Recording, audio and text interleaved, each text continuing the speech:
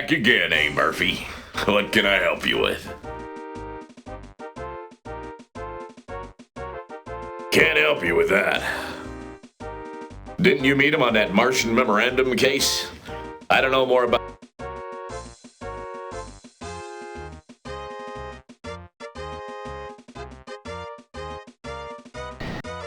Hiya, Murphy!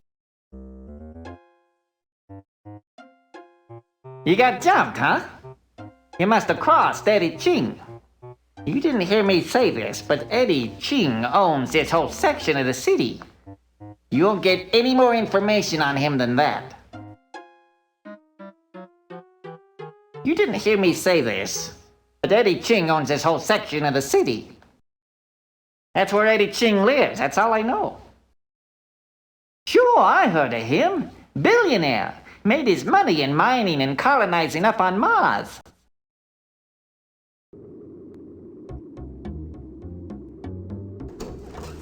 Hey, Mr. Detective Guy, how's it going?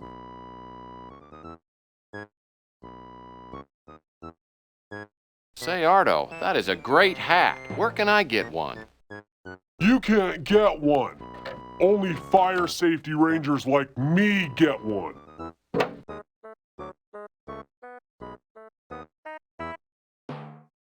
I'd like to become a fire safety ranger myself. Then we could play together, couldn't we, Ardo? No way. I don't play with jerks.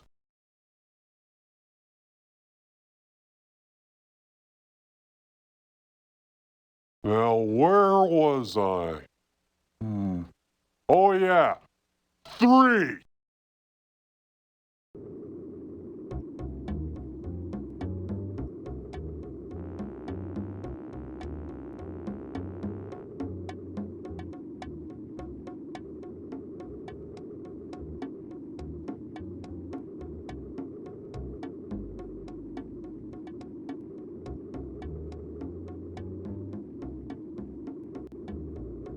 What's going on, Tex? Sorry, Tex, I didn't see a thing. You know, I'll let you know if I hear anything. Wish I could... Look,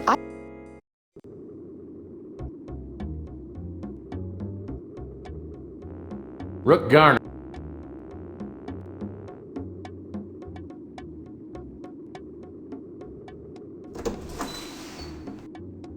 What now, Murphy?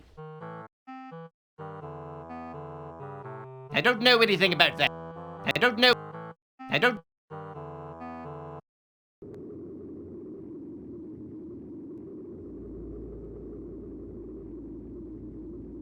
Ask away. Wish I could help. Nope, don't know what they... Sorry. Nope.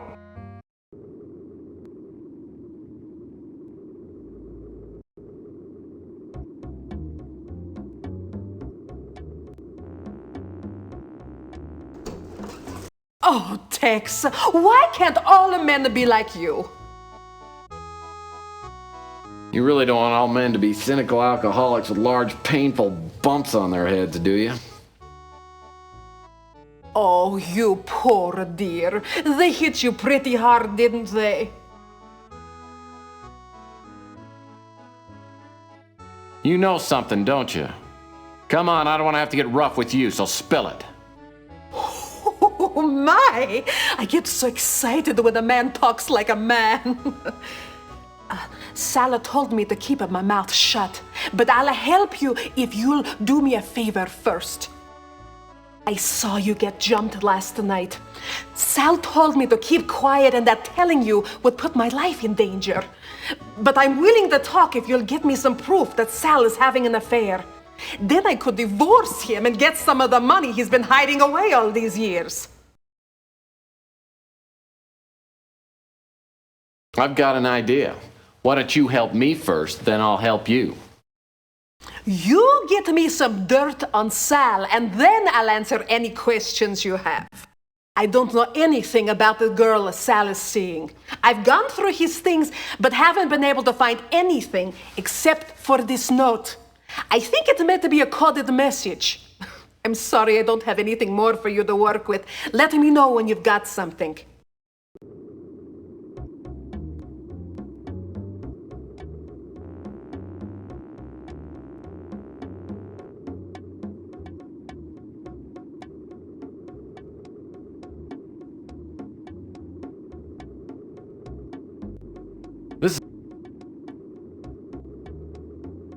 This is the brand new electronic.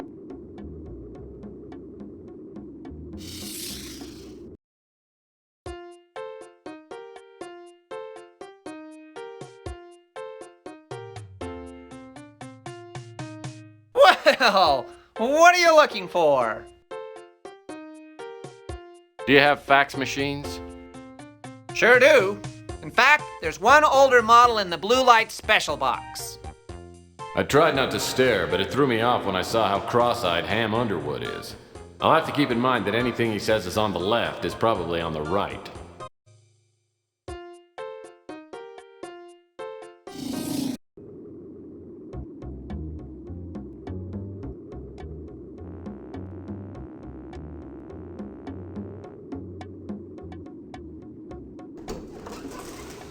I can't talk now. I'm watching a good show.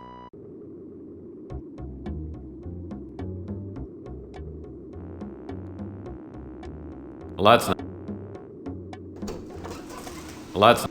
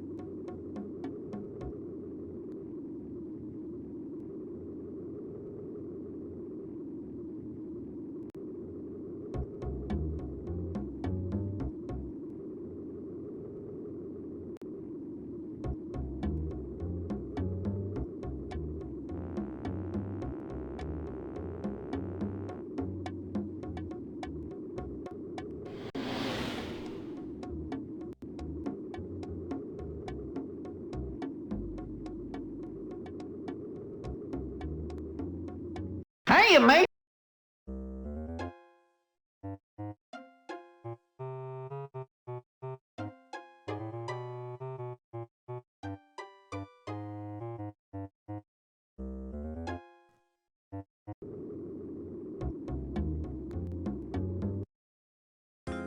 Talk to me, handsome.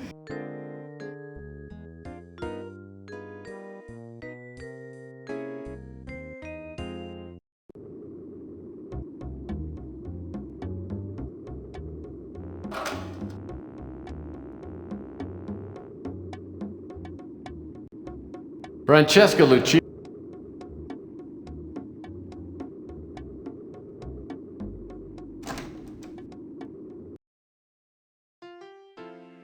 Too bad you don't like fresh brains, mate. Hot off the grill.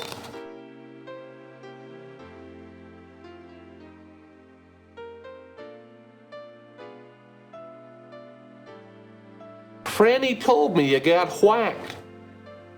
I haven't heard any word on the street about who would have done it. He's some billionaire. I think he runs some kind of operation on Mars or the moon. Sorry, Mike. Can't.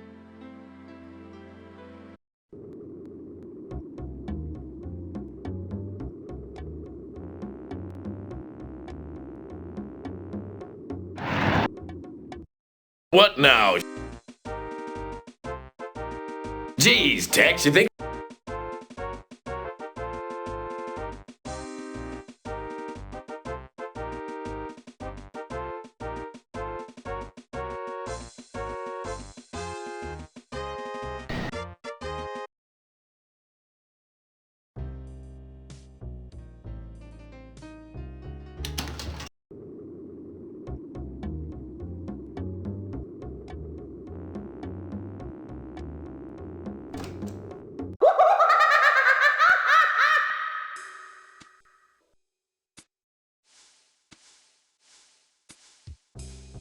Hi, kids, it's me, Inspector Burns. And as we all know, fire can be a... Inspector Burns. I always thought he was a freak, but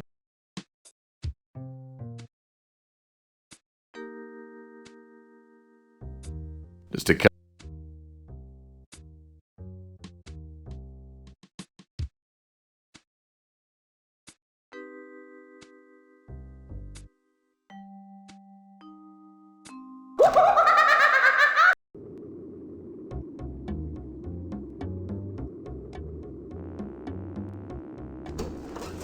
Hey, Mr. Detective Guy, how's it going?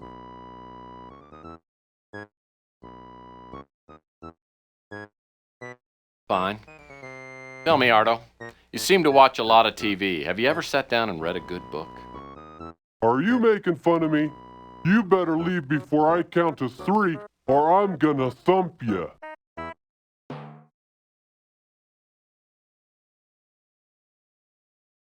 You can count all day, Ardo, because I'm going to look around. 2.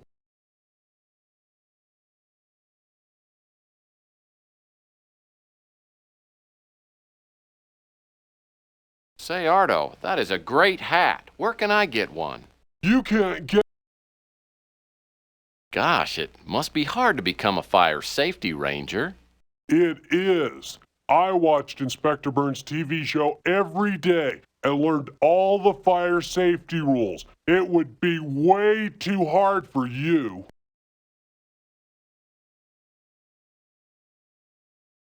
Oh, yeah? Well, let me watch the show with you, and we'll see about that.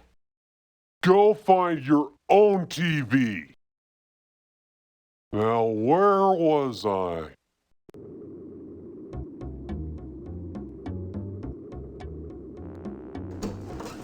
I can't talk. Hey, Mr.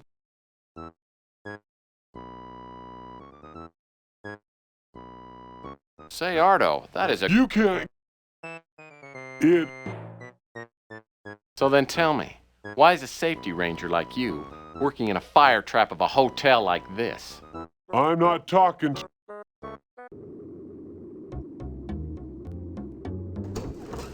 I can't... Hey, Mr. Fine. Are you making fun? You know, Ardo, you'd make a great junior detective. Would you like that? 2.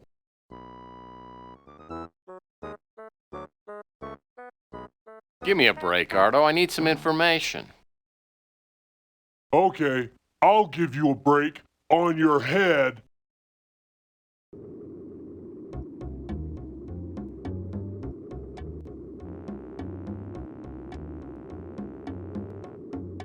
Portable helium. Just undo the knot and breathe deeply.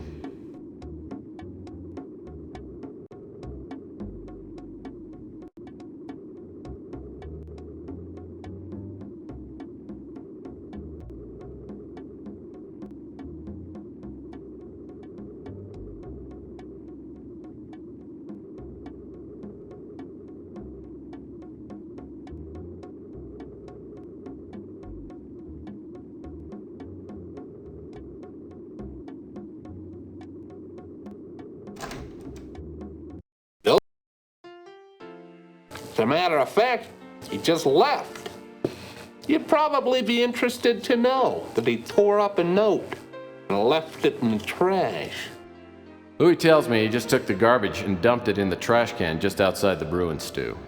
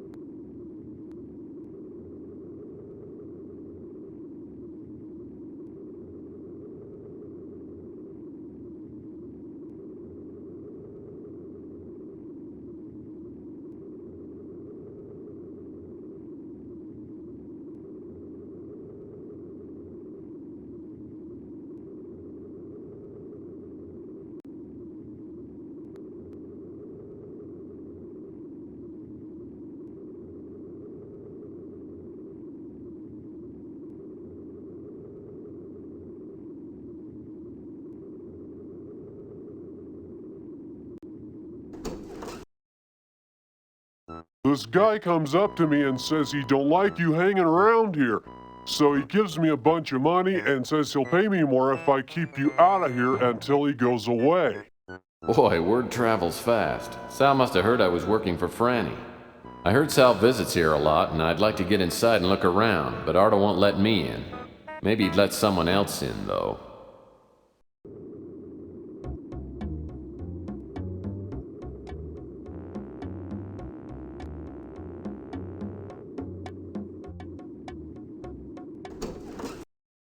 Boy.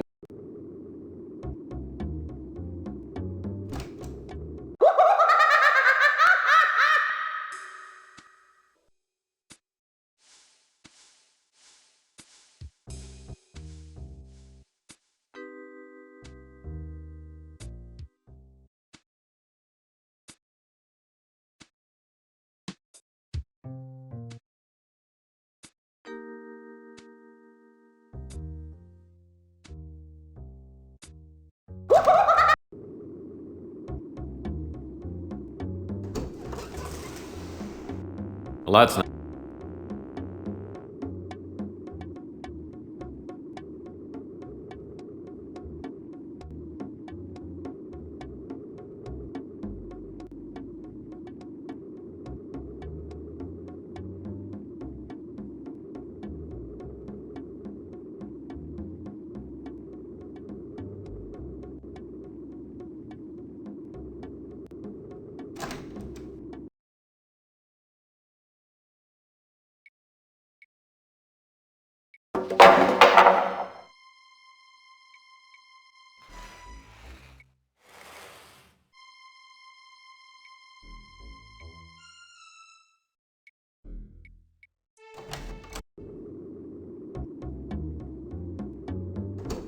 Now I've got an Inspector Burns disguise that would fool his own mother.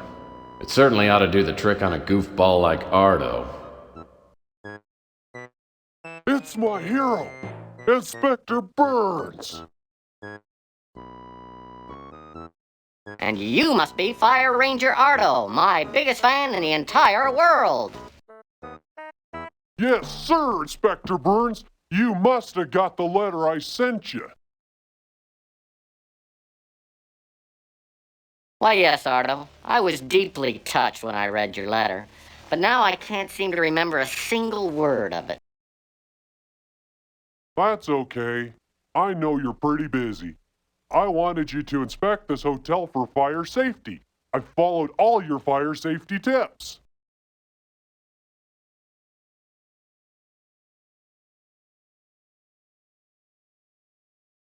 Well, okay. I can see this means a lot to you. You're a good kid, so I'll just take a look around. All right. I'll open the doors, Inspector Burns. After a few minutes, I find the door to the Regency Escort Service Hotel Suite. The door's locked, but there's a security panel on the wall beside it. Looks like it requires a password.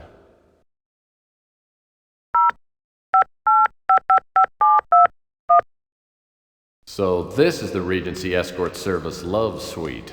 Now that I'm in, I'll need to find something to prove that Sal's been a frequent customer.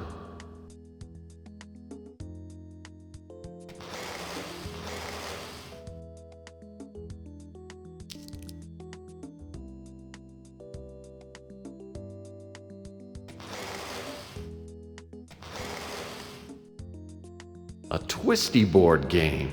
I used to play this as a kid. I wonder what the escort girls do with it.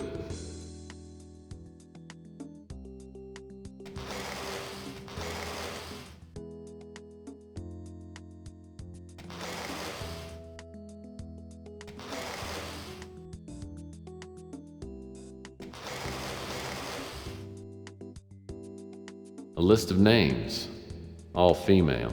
Looks like Sal's a regular here at the Love Suite.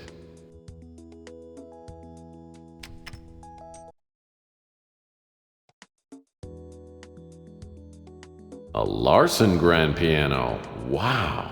That's even better than a Stoffway.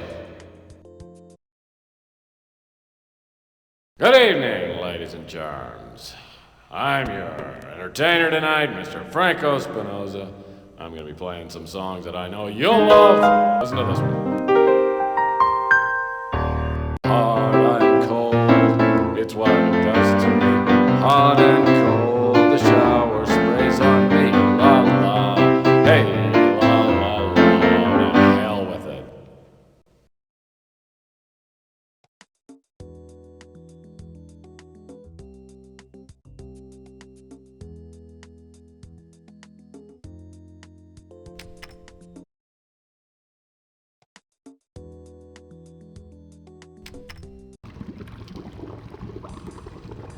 Looks like someone left their shorts in the hot tub.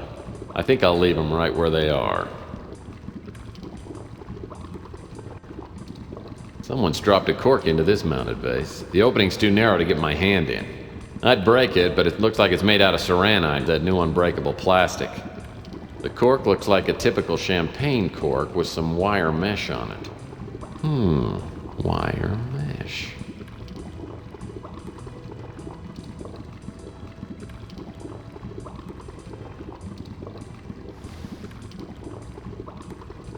Looks like a couple of objects have fallen into the drain.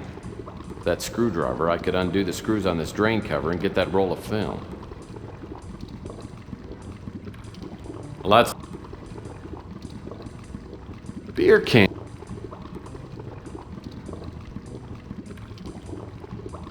Oh, sick.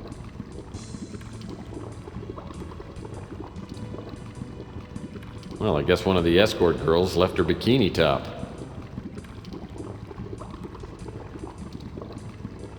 This face looks like a...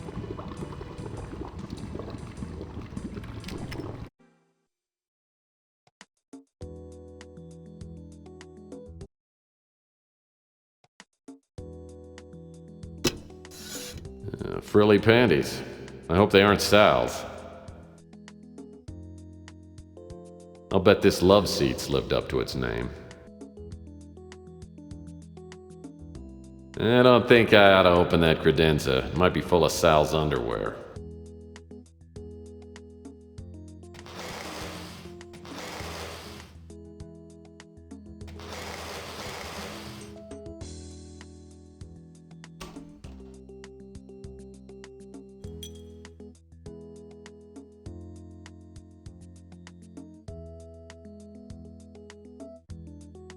Hopefully this isn't Sal's negligee. The color's all wrong for him.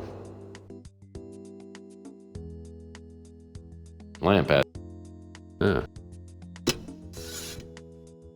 Oh, it's last month's Playbub magazine. Looks like it's stuck inside the drawer.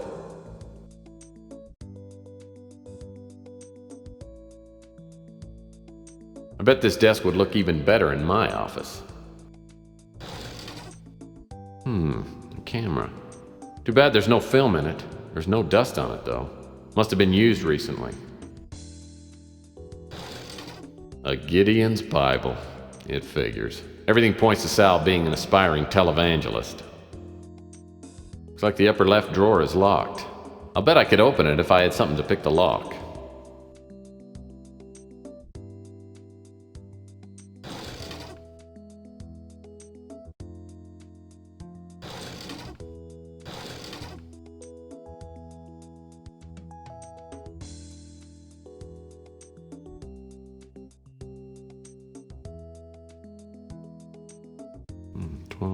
$12. Some people would take this change, but not me. Cash maybe, but not change.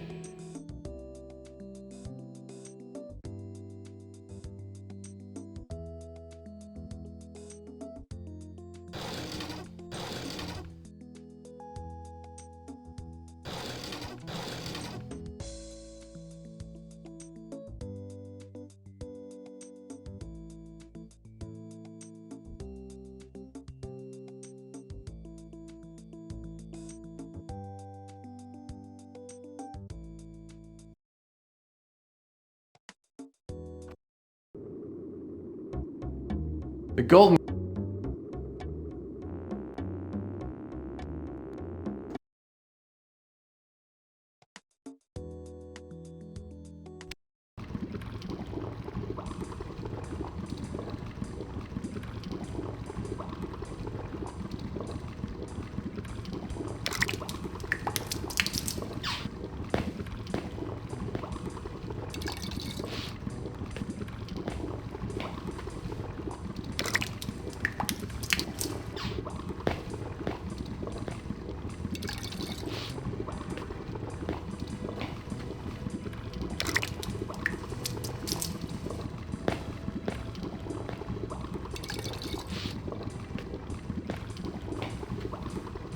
As I fill up the mounted vase, the champagne cork flows to the top. I'm just gonna reach in and pick it up.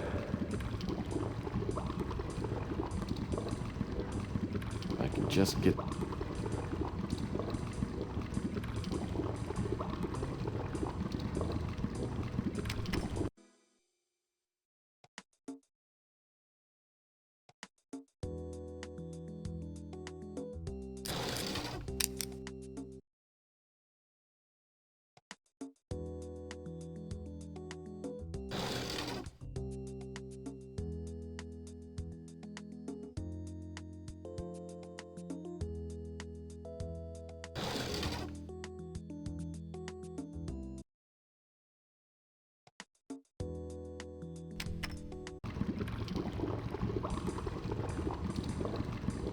Well, that's not... Well, that... Oh, yuck. The towel smells like mildew and fine hops. Oh, there's nothing like a fluffy, downy-scented towel.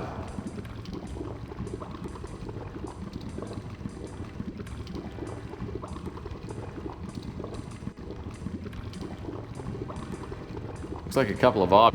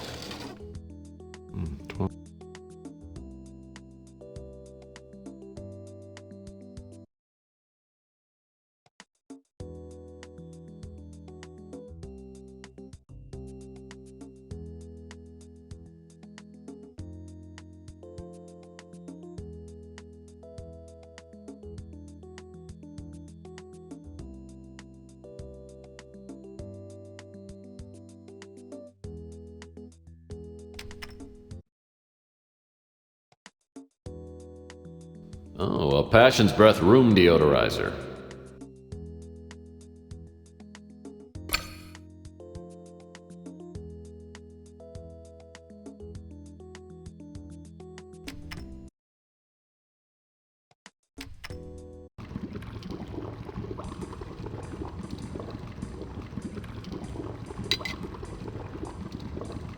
Well, that's not gonna...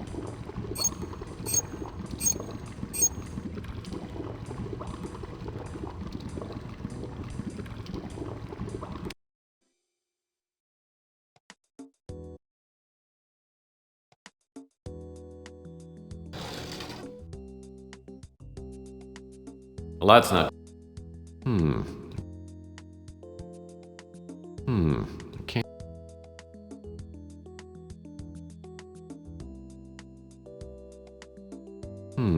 Camera. Too bad there's no...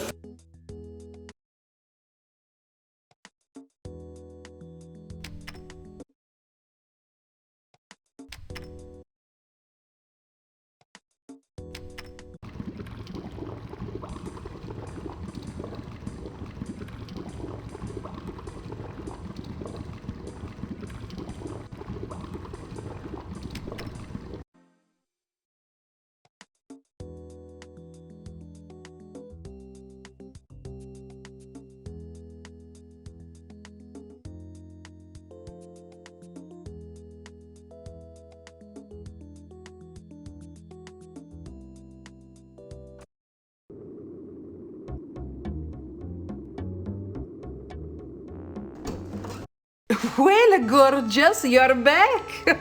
Did you get the evidence I need? I think I might. Let me look inside my overcoat.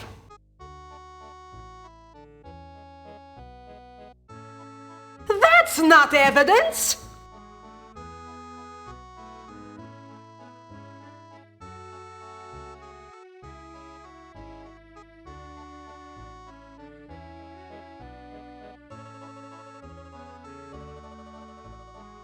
You...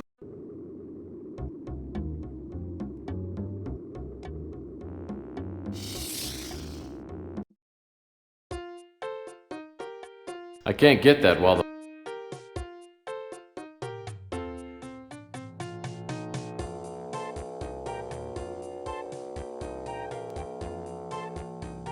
These pictures are sick. Francesca will be so happy.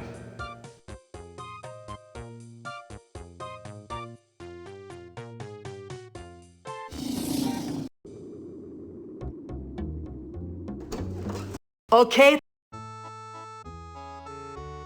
Oh, excellent!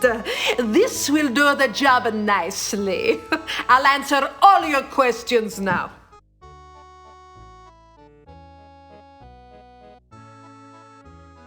I was up late having some espresso, then I saw you get jumped. The guy who hit you was real small, maybe a 5'6", 130 pounds. I didn't see his face. He took your package you were carrying, then ran off. It looked like a professional hit, but he wasn't trying to kill you. Believe me, if he wanted to, he could have. After the first guy took off, I saw another guy come running down from your office. He bent over you and went through your coat. Then he ran off too. I recognized the second guy. He was a mutant named Pug. In fact, I remember seeing him hanging around your office for the past few days. Anyway, I went over to make sure you were okay. Sal showed up a few minutes later and I made him carry you up to your office. That's all I know. Pug is ugly as sin and smells like he sleeps in a latrine. On and off for the past week or so, I've seen him keeping an eye on your office. Get so.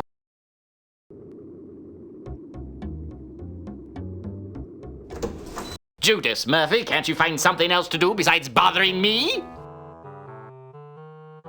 I don't know anything about... Ask him. Sorry. Oh,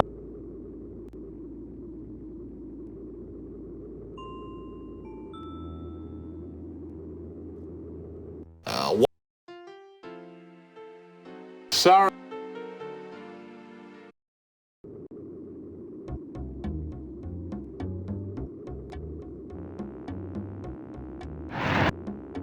Back again, eh, Murphy? What can... Sorry.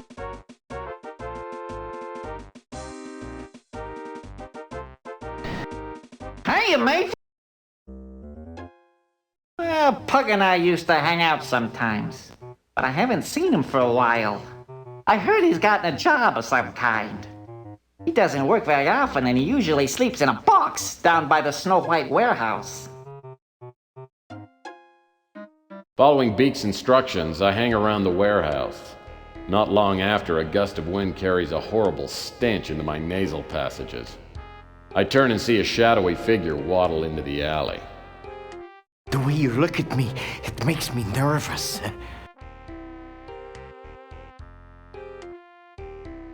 Oh, don't get me wrong, Pug. I'm here for a friendly chat. You mean you're not there to hurt me? Well, now that you mention it, I guess I am. I must be going now. Okay, you run and I'll shoot. Then we'll see who's faster. This talk of guns has frightened me. I think I've soiled myself.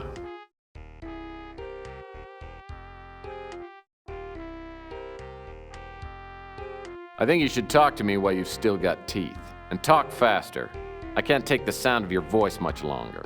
The way you threaten has caused me to wet myself. Why are you treating me like I'm some kind of criminal? I don't know. 'Cause you are one? You're a cynical person, if you'll forgive my saying so. Who, me? Cynical? What a load of crap. Now give me my wallet before I break you in half. Here's your wallet. You will see I have spent very little of your money. Tell me, how did you find me? Well, you're pretty sneaky, but someone saw you rob me. They also said you were tailing me. I was hired to follow you. I provide people with information through ways of my own. Oh, and stealing my wallet was in the job description. No, I'm just looking for ways to make extra money. I was hired by an old PI who called himself the Colonel. He paid me to follow you and report back on everyone I saw you talk to. He also wanted me to tell him if I saw you with a little statue of a bird. He told me very little else, though he said that he had to find out if you could be trusted. There, I have told you everything I know. Now let me go, and I shall not bother you again.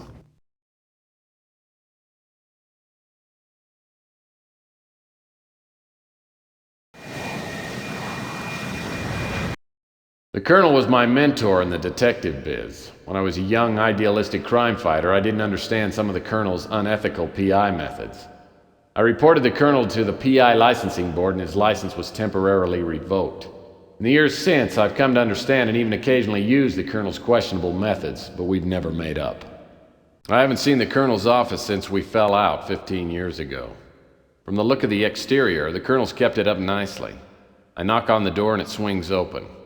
The place is trashed.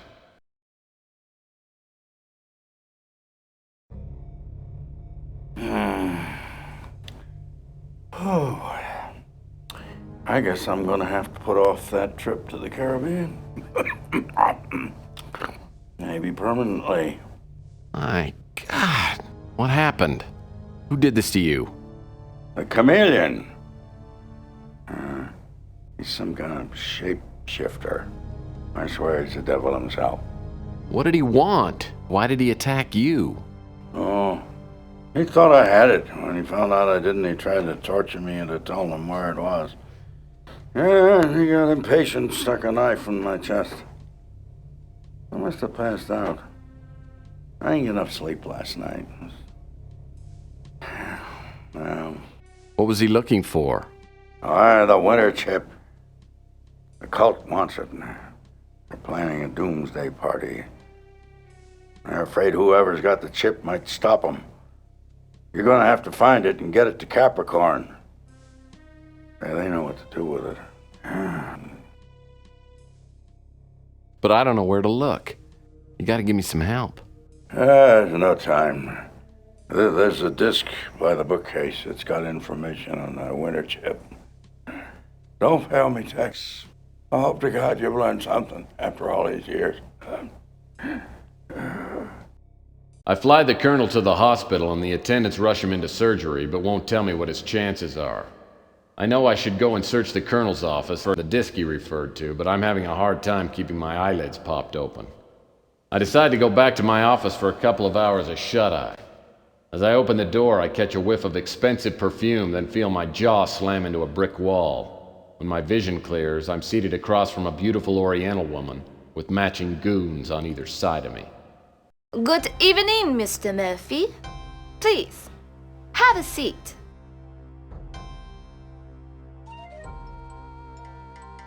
Gee, thanks. My dogs are really tired. Yes, you've been very busy, haven't you?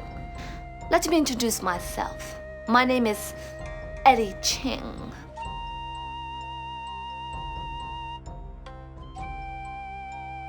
You're Eddie Ching? Sure hope you're not here to kill me. That will depend on you, Mr. Murphy. I have learned that you were hired to steal a statuette from my apartment.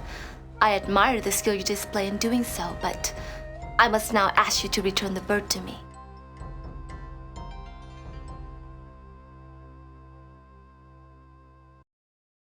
Life is hard, Ching. I was hired to return the statuette to its rightful owner. Unfortunately, someone stole it from me before I could return it to her. It's gone? You imbecile! Have you no idea what you've done? You were set up. The person who hired you belongs to a group so powerful, they may hold the fate of the world in their hands. The statuette is worthless, except to this cult. And I went to great lengths to keep it from them.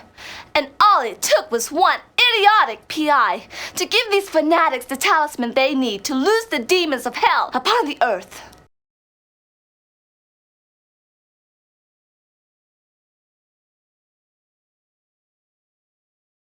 Okay, I made a mistake. You won't help things by calling me names.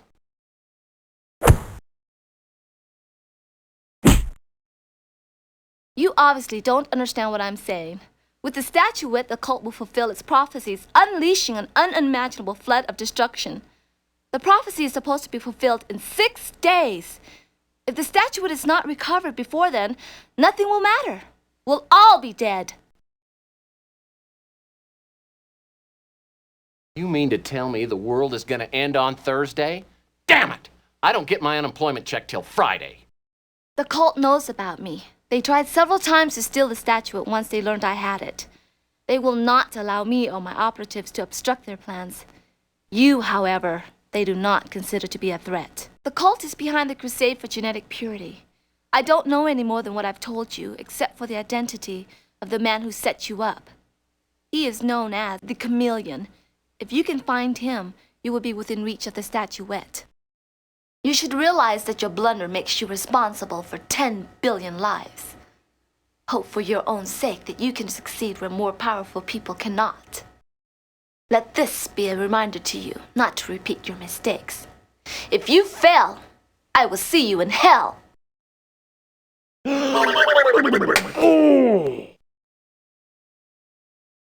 So, did he have the chip or not? I never found out.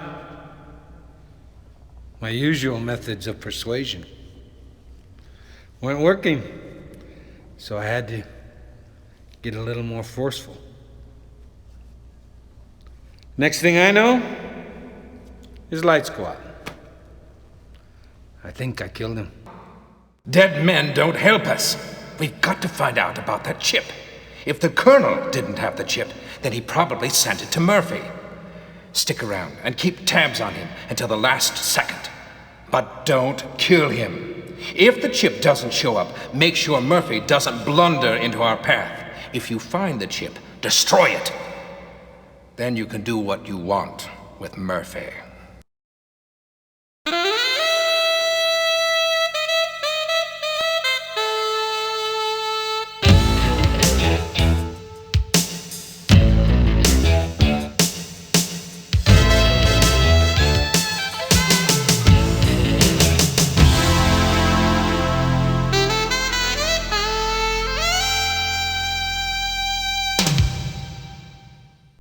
Maybe I need a career change. 2 days in a row waking up in a semi-conscious stupor is enough for anybody. My nose is so sore my eyes water when I inhale and all my front teeth shift slightly when I exhale. On top of all this, I found out that the world population could be annihilated because of me. That's just too much guilt to heap on a guy at this hour of the morning. Looks like I'm on my own. I'll need to find that disc the Colonel referred to. And what about that Countess? Was she on the level, or was she just feeding me a line?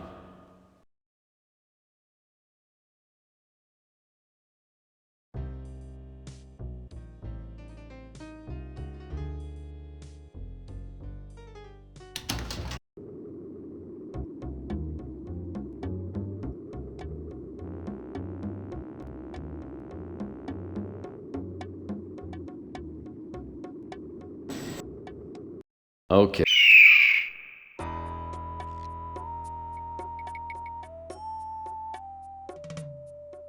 There's a bald eagle perched on the chandelier. Man. Now that the animal rights lobby is huge, bald eagles are everywhere. They're worse than pigeons. Front door was open when I got here. The eagle must have flown in. Looks like it's got a bright cigarette case in its claws. I've heard that eagles are attracted to shiny objects.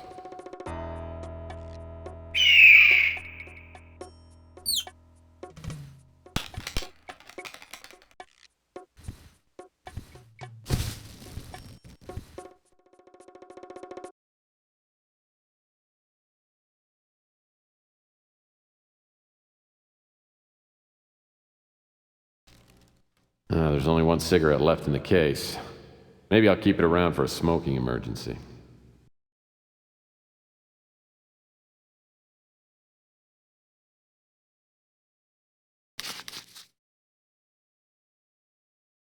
The ashtray's loaded with expensive imported cigarette butts.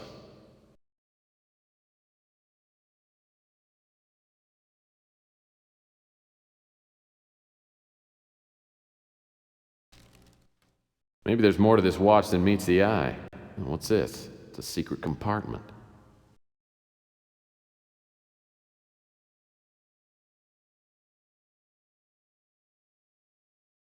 As trash cans go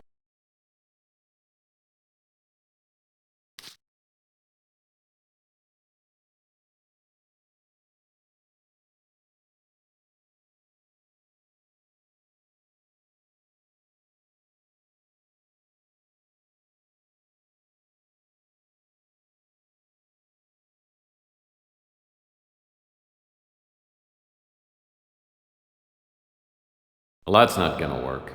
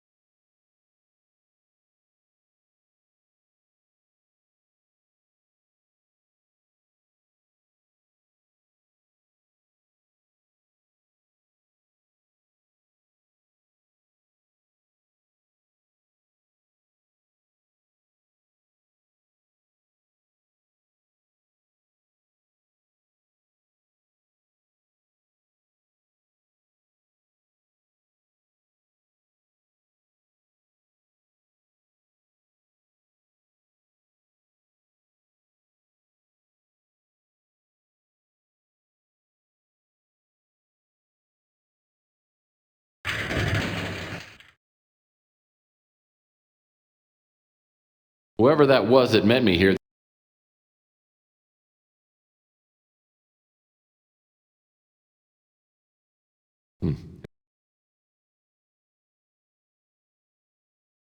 Whoever.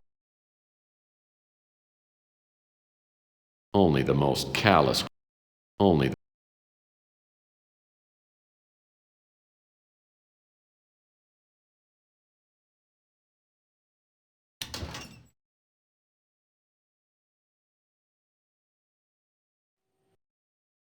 When I get to the colonel's office, the police are just leaving.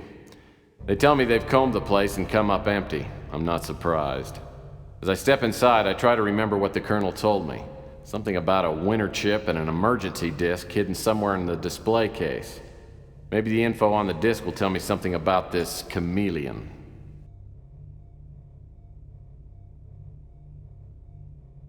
Oh, nice bow.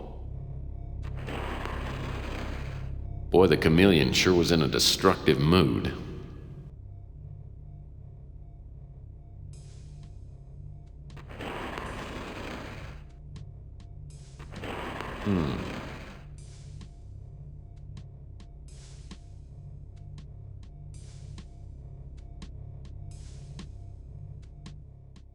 Hmm.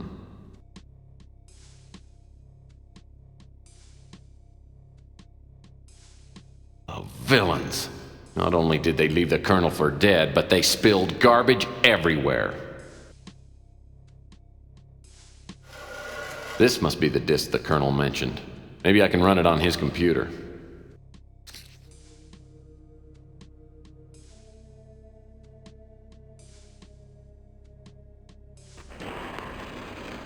Boy, the chameleon.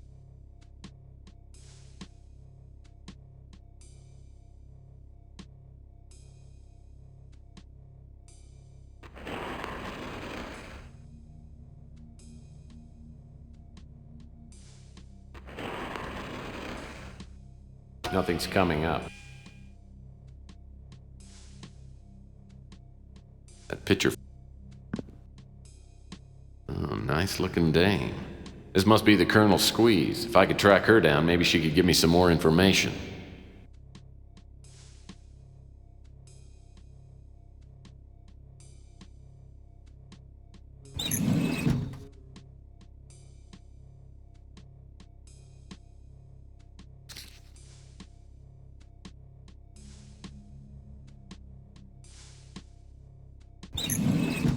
Some sort of greeting card.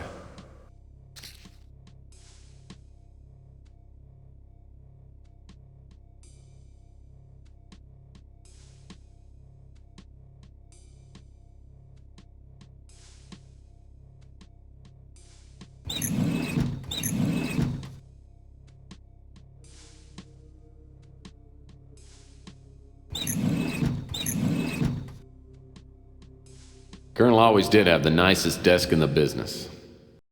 Chairs are a little too nice for my taste.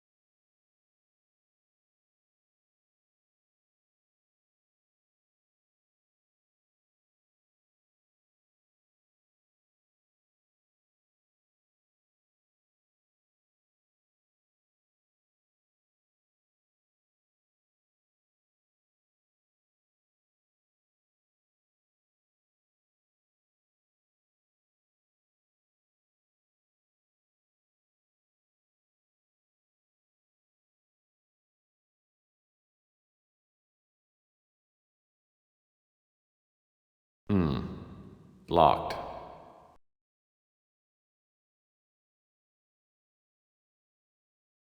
Well, the Colonel certainly does like his calendar spicy.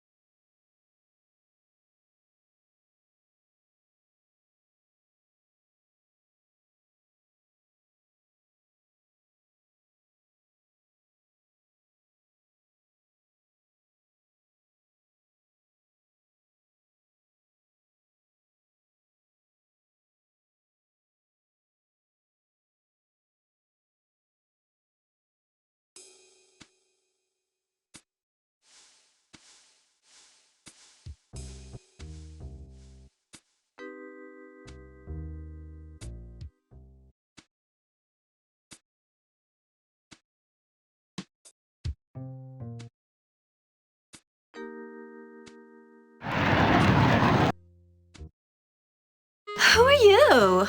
What do you want?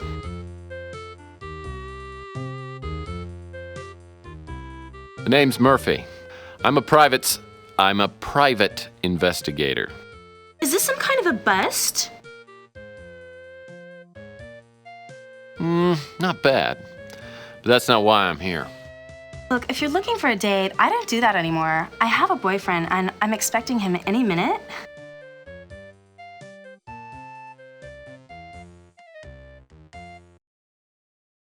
Look, sister, I'm an old friend of the Colonel's. I came by with some bad news and a big shoulder for you to cry on. Someone tried to murder the Colonel. I don't know if he's gonna make it. He may be dead now for all I know. The Colonel? Dead? I can't believe it!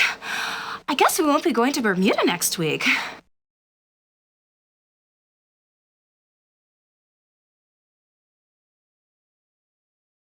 I know this must be quite a shock, but I'm trying to find out who wanted him dead, and I could really use your help. Hold on a second. How do I know that you didn't, kill the Colonel? Well, he's not dead yet. I have something for you from the Colonel. Okay, let's see it.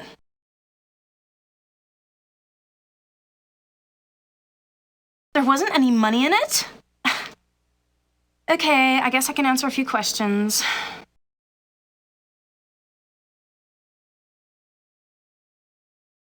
Well, I'm just a lonely girl looking for a new friend to play with.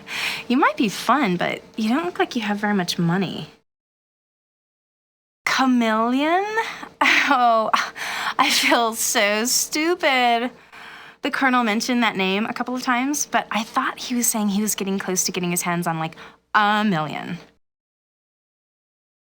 I'd like to help you, but I can't. Are you trying to make me feel dumb? I don't know about that. I don't know about. Well, he was nice to me, so I was nice to him. I mean, it was fun. I feel kind of bad now, though, because he gave me this package that I wasn't supposed to open unless something happened to him, but I opened it anyway. And I was so disappointed because there was nothing in it except for this stupid key. No money, no jewels, no nothing. Sure, I guess you can take it. I don't even know where I'd use it. I don't know about. Are you? I don't know.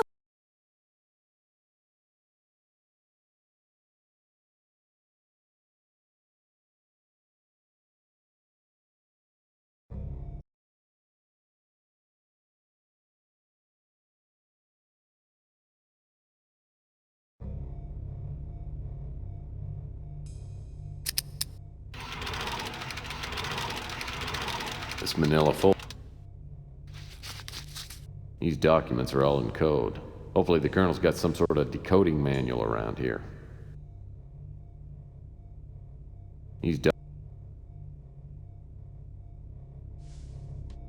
Maybe there's more to...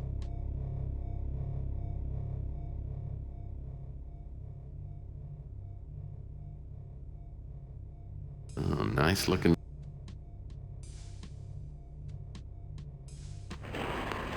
A deluxe hydro dispenser. And I thought my water cooler was nice.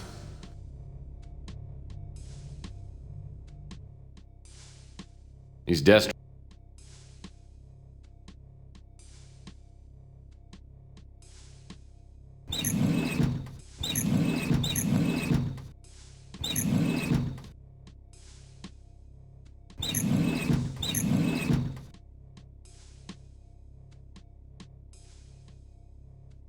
Maybe there's more to this water.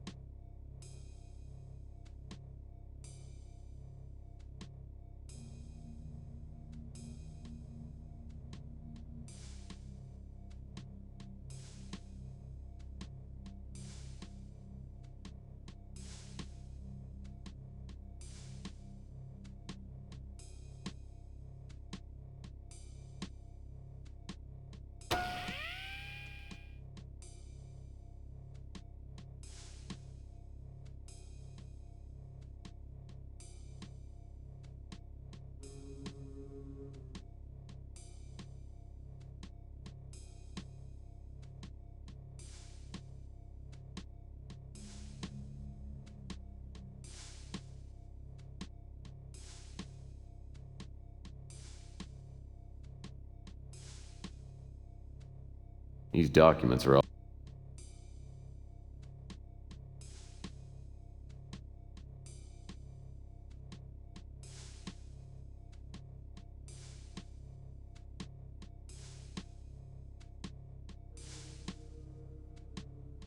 Well, the Colonel certainly does like his calendar spicy. Well, that's not... Standard office supply stacking trays.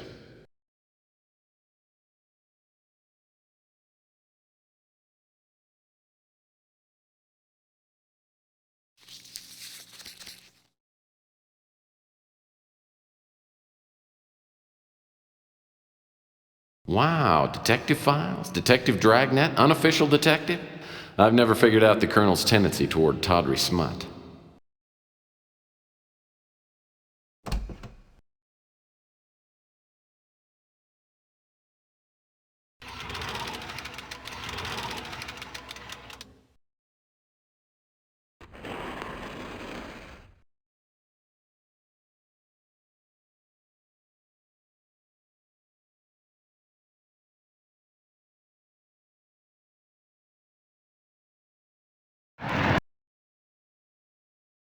back again.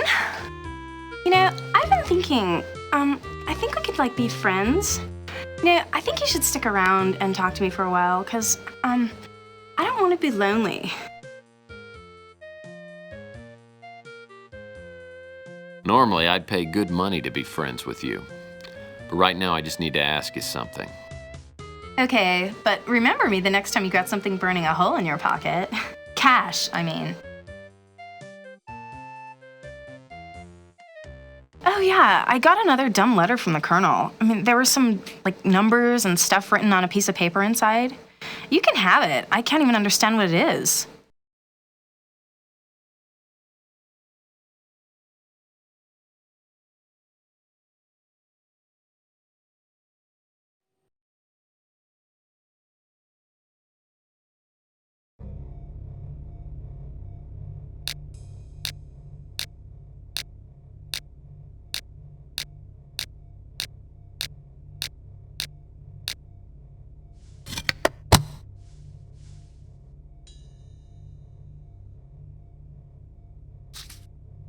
Now, this could be helpful in decoding the Colonel's file.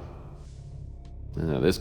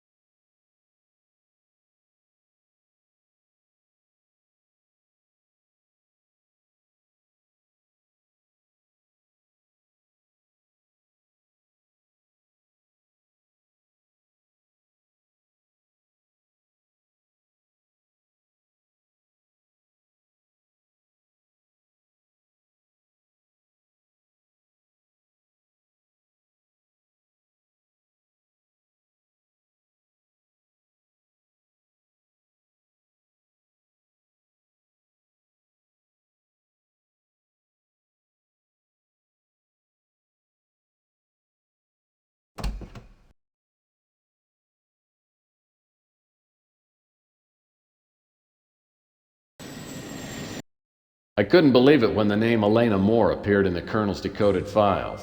I used to date her sister a few years back. Elena was an annoying 12-year-old who had a knack for entering rooms at the wrong time. It's obvious she still recognizes me when she opens the motel room door. So you're little Allie Moore, huh? Last time I saw you, you were quite a pest, and you'd just gotten your braces put on, right? Yeah, but that was quite a while ago, Tex, and I've grown up. You know, I used to have quite a crush on you. Yeah, I remember. Speaking of crushed, how's your sister? I haven't seen her since our nasty little breakup. She got married a few years ago. In fact, it was Debbie's husband who helped me get hired at GRS. It's been just over a year. Since then, I've worked as Marcus Tucker's personal secretary. He's the director of GRS. So what does GRS do specifically? They do genetic research, gene mutations, genetic viruses, that sort of thing. It was very professional, high-tech. GRS hired only the best young scientists. But from the beginning, everything seemed really mysterious and secretive. Is that why you quit?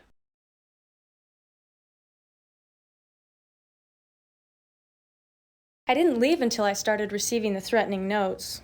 At first I didn't take them seriously, but they kept coming. I decided to get away and use my vacation time. But when I got back, someone had gone through my apartment. That's when I checked into this motel. How did the Colonel find you? I don't know. He just appeared here one day. It took him a while to convince me that I could trust him. But now, for all I know, he's dead. I'm scared, Tex. Really scared. Look, I'll do what I can to help you, but I need to know everything. Why do you think someone at GRS wants you out of the way? I'm not sure. Since I was Mr. Tucker's assistant for a couple years, I had access to most of his files. Maybe someone thinks I saw something I shouldn't have.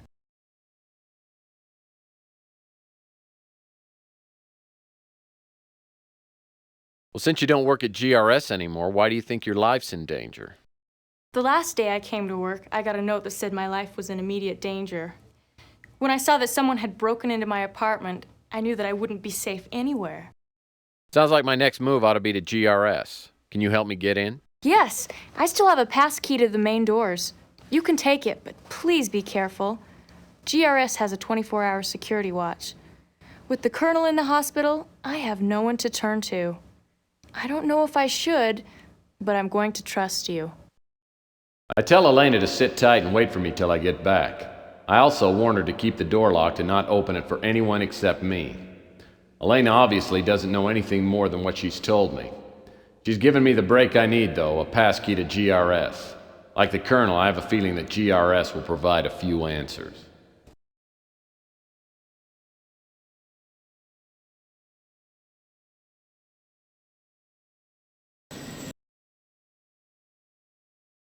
Well, the way this... Whoever that... Whoever...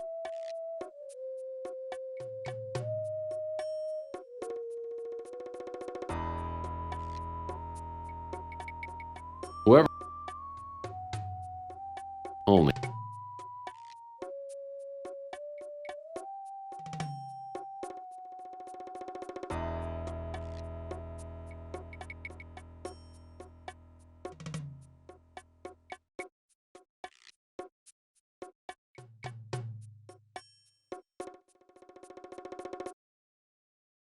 It's trash.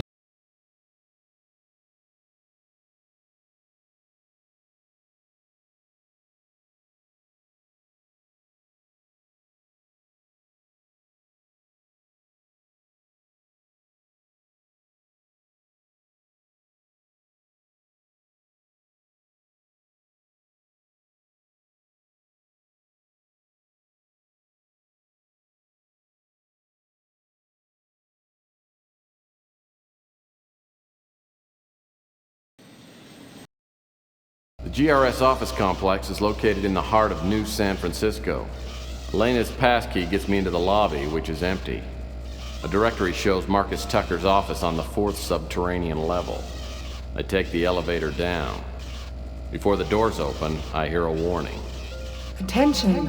Lethal security probe on premises.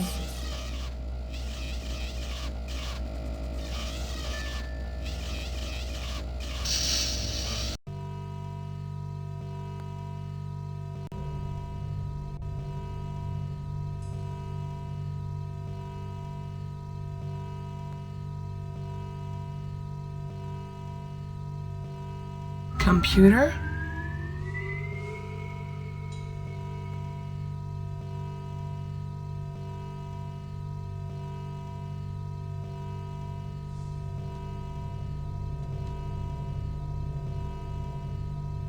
Unless some prankster swapped nameplates, this was Ava Shanzi's desk.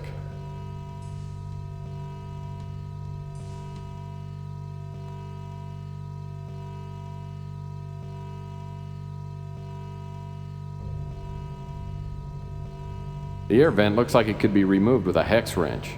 The opening isn't big enough for me to get through, though.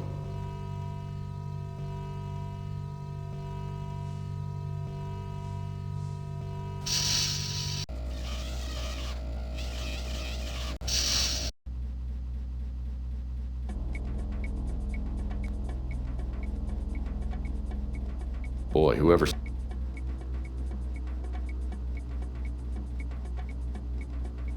Let's take a look at this thing. What do we have here? It's like a computer access card.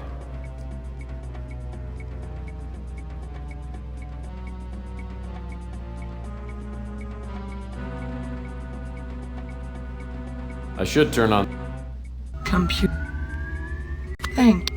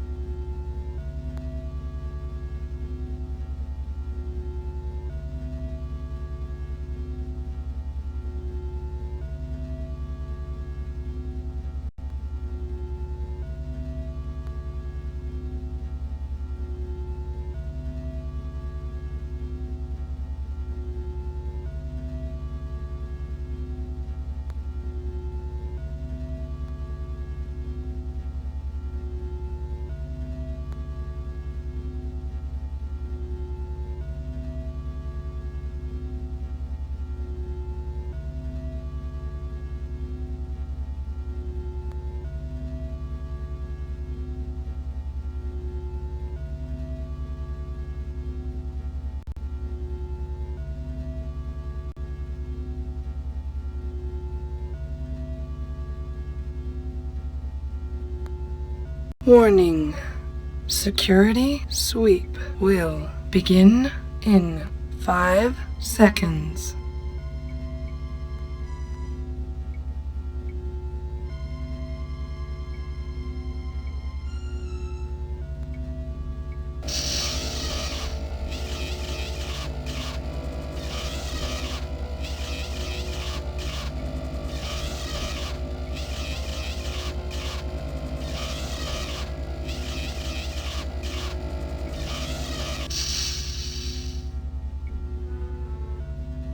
Nothing of interest here except an unappetizing wad of gum.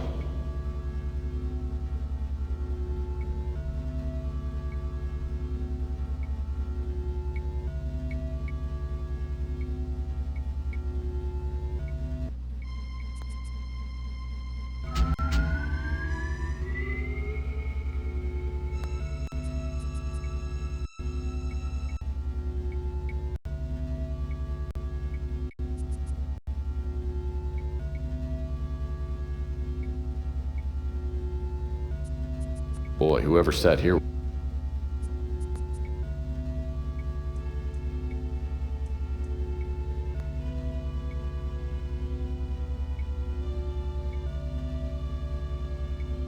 It's like the TV has no reception capability.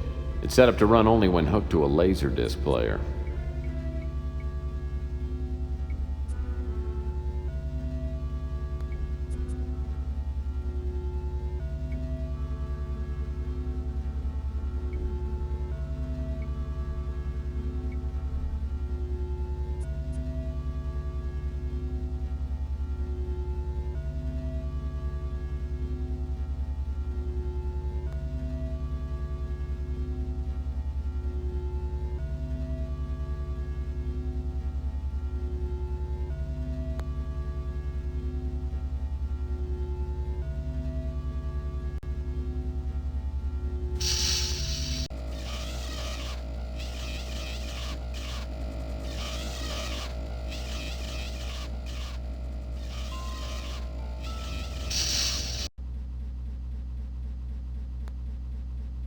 Well, I hate my job. What I really want to do is sing and dance. Hey, that's the creep that tried to pick me up in a bar a couple of months ago. Hey, a woman. Barbizon changed my life.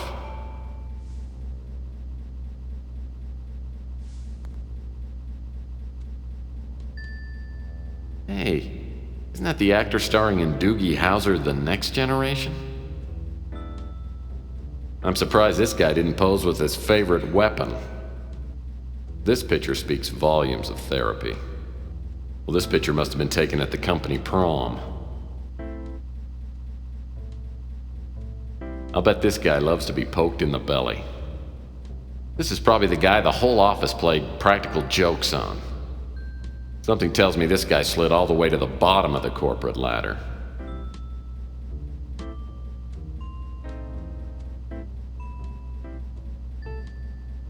His desk looks like...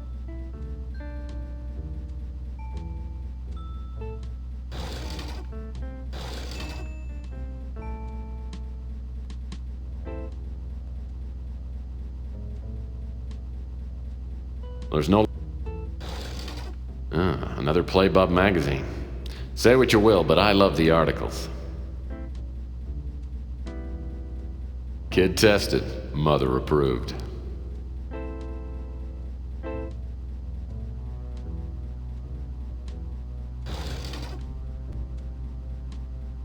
I'm pretty sure I bought a used speeder from this guy. What does this guy think he is, an action figure? I'll bet this guy wets himself every time someone takes his picture. Admit it, you can't tell I'm bald. Warning. Security sweep will begin in 5 seconds.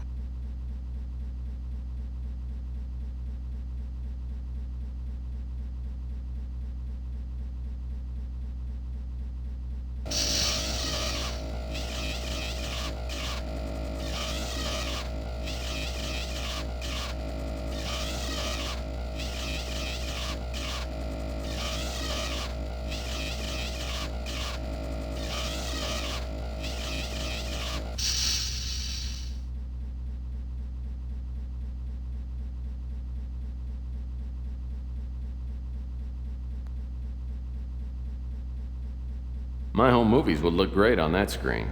There must be a remote control panel that controls this video screen.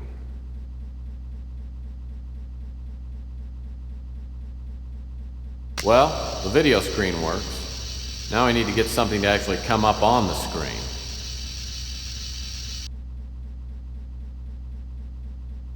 Pressures of the corporate world have obviously driven this man to irregularity. He'll sell no wine before it's time. Nepotism rears its ugly head.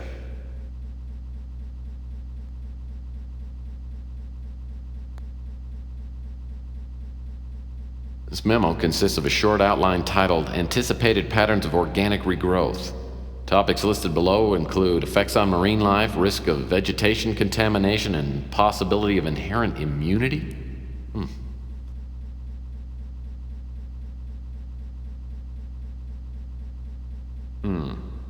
Locked.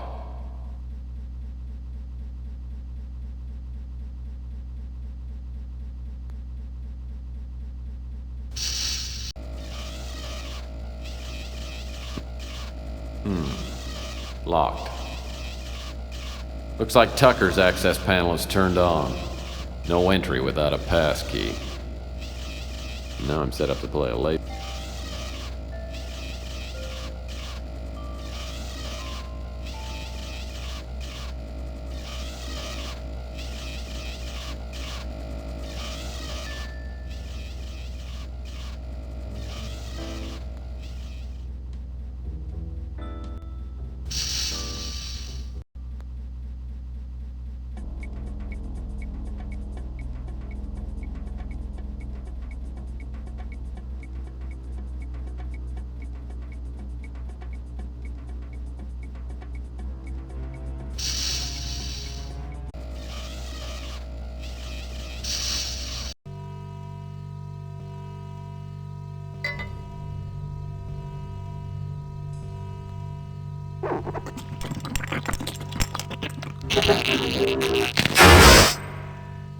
Poor little guy.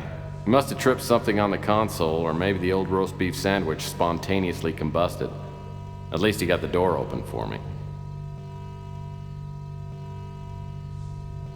That button probably triggers the door. The console.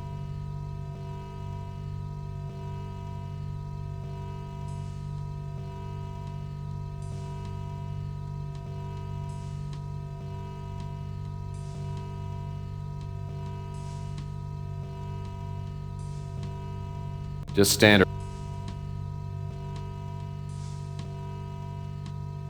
Access.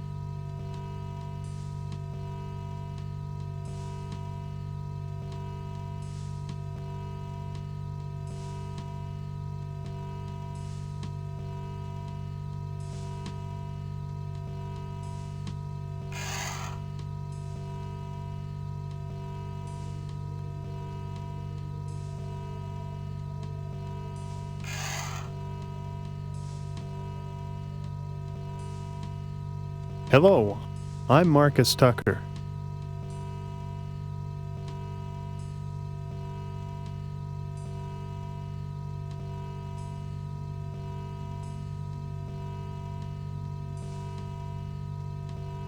Computer passcard required. Access. Computer access.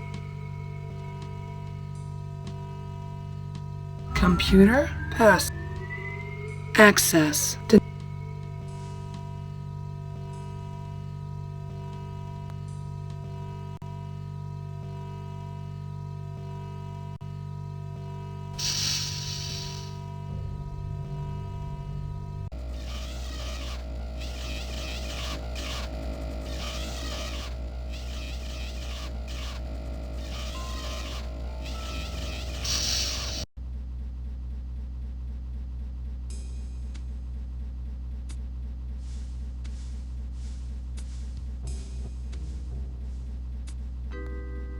To access the safe, please prepare for voice ID verification. Please speak your name now.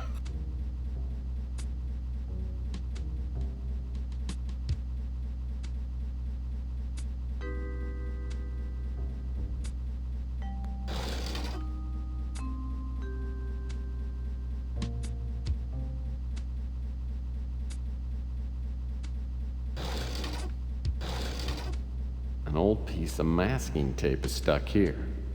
Looks like some numbers are printed on it. 142235. Probably doesn't mean a thing.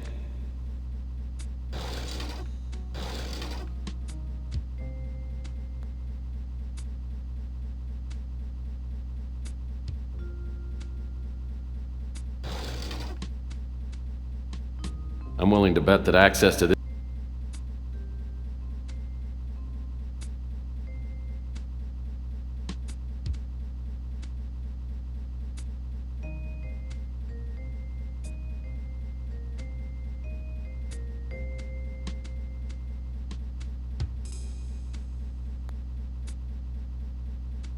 Wow, they had computer consoles just like this on Lost in Space. As a matter of fact, I think these must be the props. Plastic.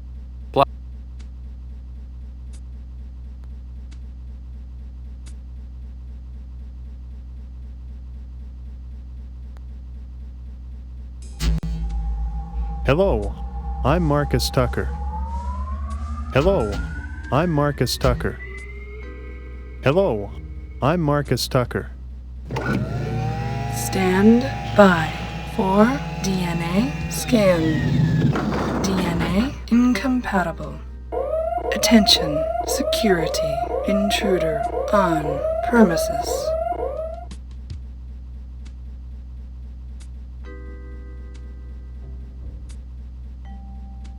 Mistake.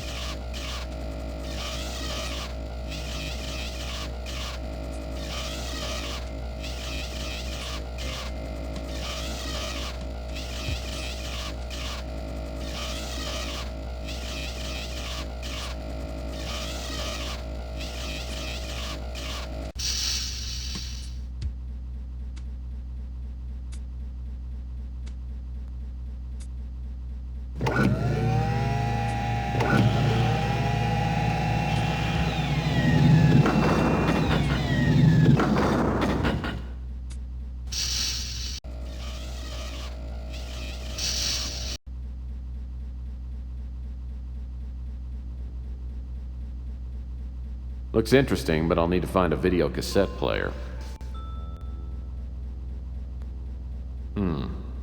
Locked. Let's take a look at this Buddha. Whoops. So clumsy. I'll be darned. This must be the winter chip. And it was right here under the cult's nose the whole time.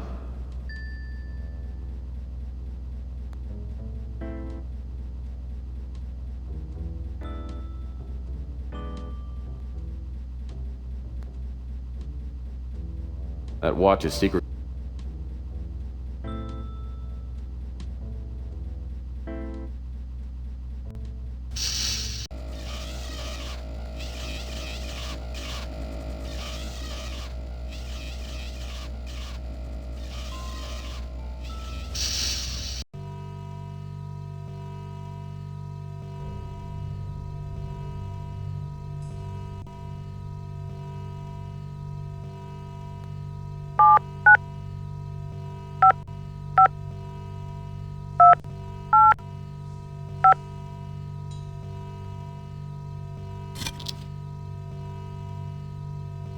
Viral powder for cigarettes?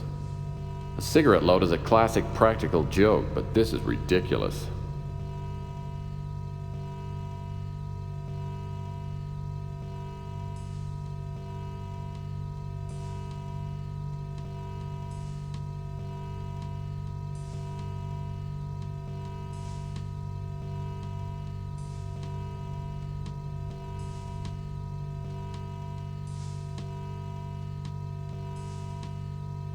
This computer.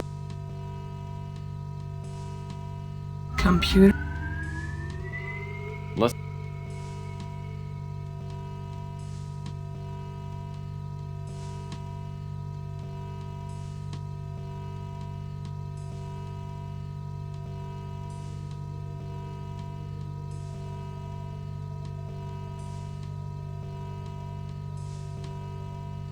Thank you.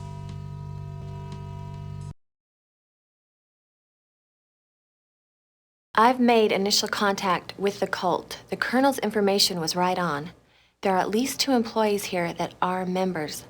I haven't been able to find a solid link between GRS and the cult, but I'm sure Tucker knows what's going on.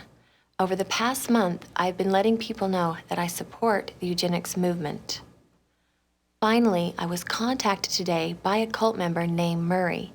He's a project supervisor. I'll be attending an initiating meeting tomorrow night. I've gotten to know one of the young researchers, Paul Dubois. I'm fairly sure he knows nothing about the cult. He told me that Tucker doesn't trust most of his staff and has the project groups working separately. 9 or 10 people came to the meeting in Tucker's office. The only ones I knew were Tucker, Murray, and Paul. I got the name of only one other cult member, a creepy little Nazi named Camden Leander. He seemed to be the highest-ranking member. I didn't learn much. They seemed more concerned with grilling me and Paul. I don't think Paul is cut out for the cult. I think he's attended the meetings to get to know me. I've advised him to get out while he can. Also, there's a young woman named Elena Moore who works as Tucker's assistant. She doesn't seem to know what's going on here. I think she knows too much, and she'll probably be eliminated when the current project is finished. I've warned her to get out of the company. It looks like the project is almost completed. The cult members are ecstatic. I keep hearing them use the words purification and illuvion. I don't know what they mean, but whatever's going to happen is going to happen soon.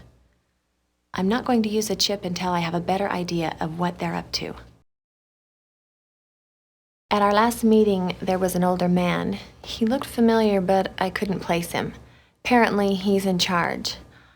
I noticed him staring at me during the meetings. Afterwards, he pulled me aside and said there would be a special place for me in the new order. I'm going to play along.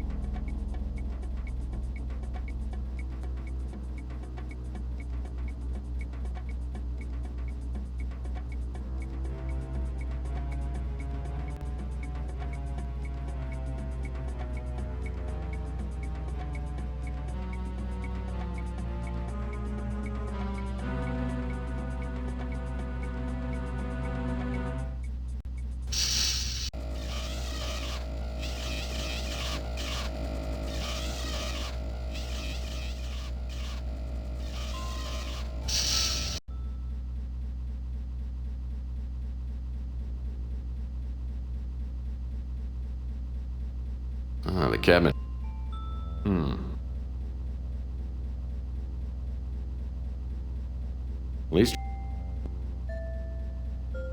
Lease tree. Well, this must be the and Papa Bear said. My. Well, that's not gonna. Well, that's.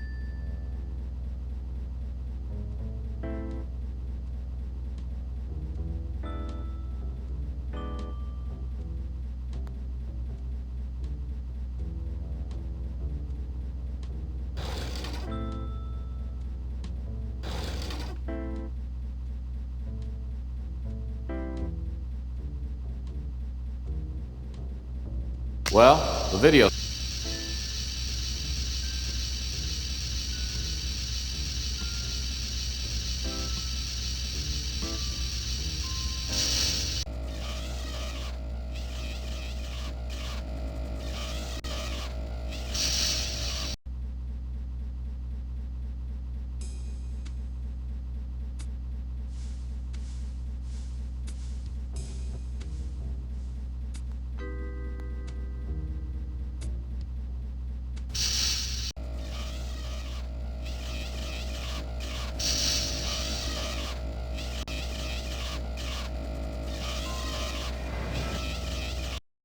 Sure, I'm glad to be out of GRS. I'll need to catch a few winks before I go anywhere else. First thing in the morning, I'll need to go back and check on Elena.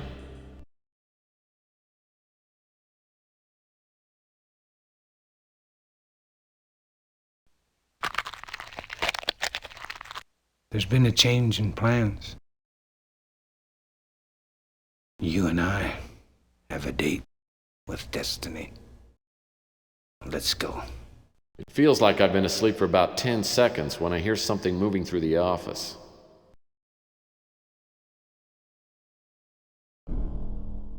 Hello again, Murphy. Remember me? If not, how about now?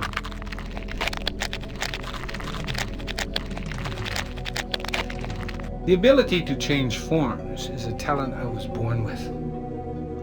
The metamorphosis is difficult to explain, but I've found it quite useful. I haven't had a chance to thank you for your efforts to our cause. You did us a great favor in retrieving the statuette. It was the last key to fulfilling our ancient prophecies. Now we wait until the appointed time. Incidentally, I've kidnapped your girlfriend. I know you're looking for a certain computer chip. Abandon your search now, and I won't harm Miss Moore. It would be a shame to kill her.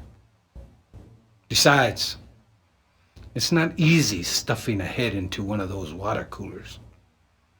Just ask your friend Pug. He's cooling off right now.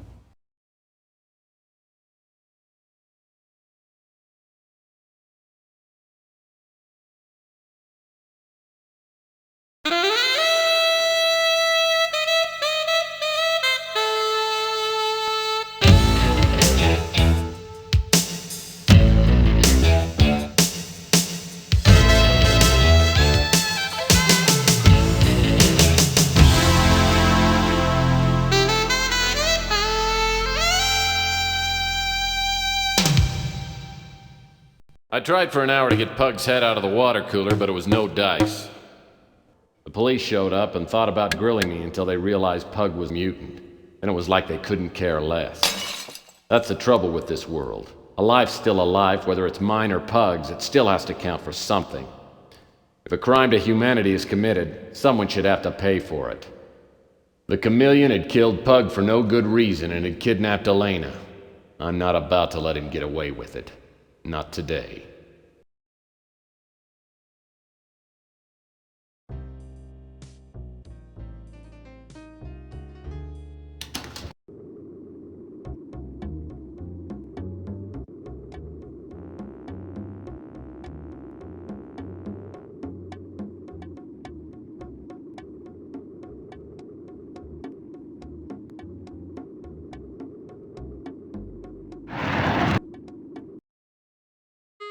You again? I'd like to help you, but I can't. Are you Well, I'm...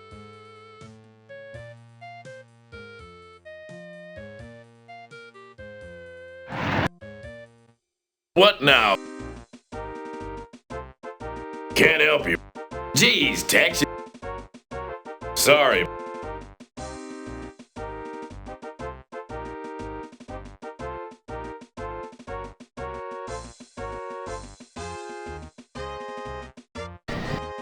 Hiya, Murphy.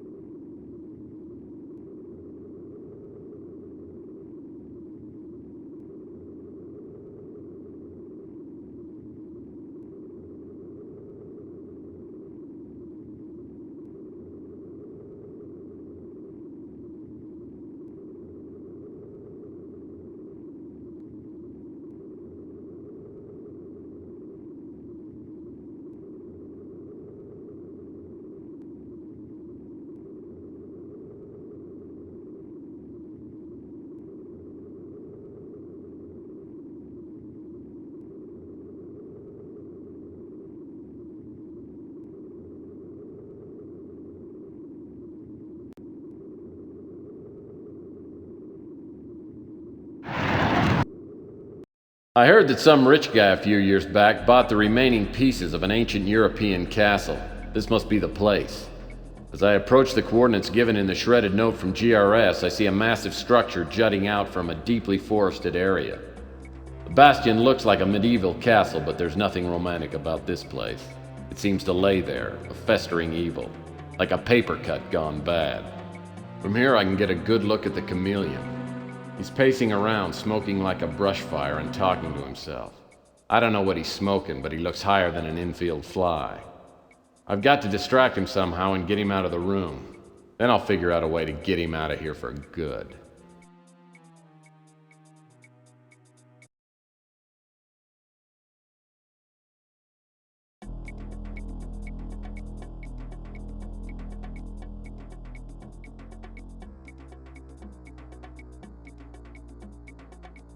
Your average.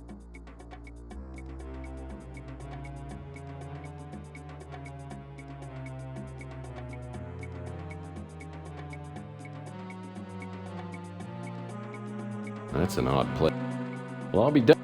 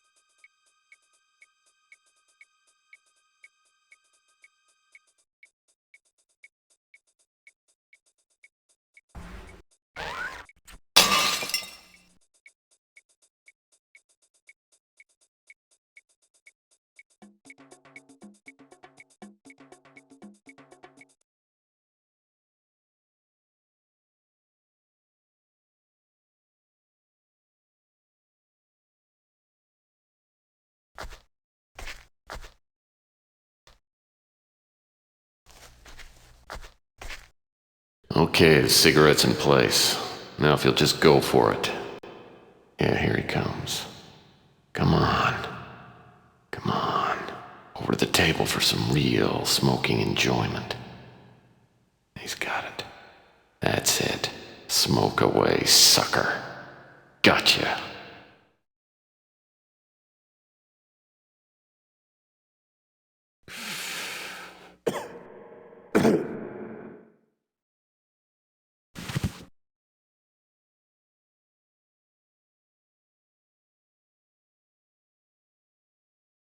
Didn't anyone ever tell you these things can kill you?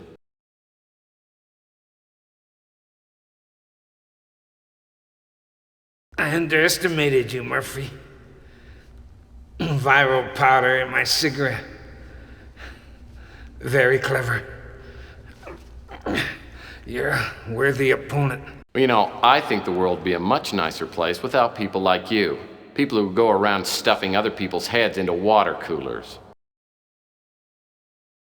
But you've accomplished nothing. Except now, I'll be a martyr in the New Order. And you'll die with all the other vermin in the great Alluvion. And when the Earth has returned to a state of perfection, and the purified races return after the waiting, my name will live forever. Yeah, I guess that's good in theory. Too bad you won't be around to enjoy it. Death means nothing.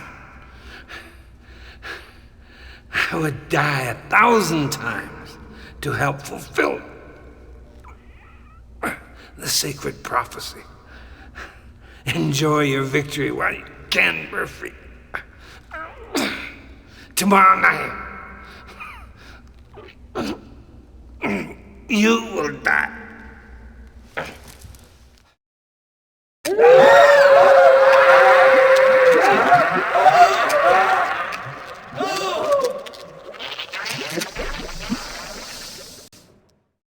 I caught a lucky break getting rid of the chameleon this easy. Death is always an ugly business, but if anyone deserved it, he did. Now I've got to get Elena out of the force field.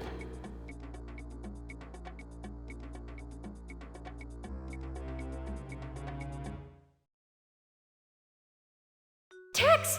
I knew you'd come. That monster came to the motel. He looked just like you. So I opened the door. He must have knocked me out. It was terrible, the things he said to me. Oh, Tex, hold me. Kiss me.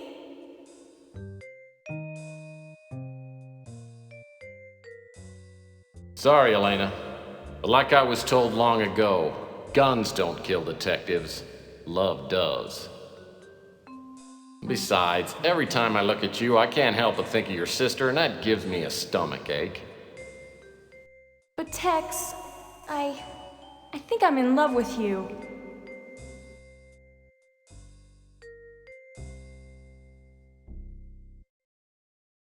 Look, I'm sorry, but I've been burned a few too many times, and your sister was a real flamethrower. Are you sure there's nothing I can do to make you stay? Do you play Twisty? Nah, never mind.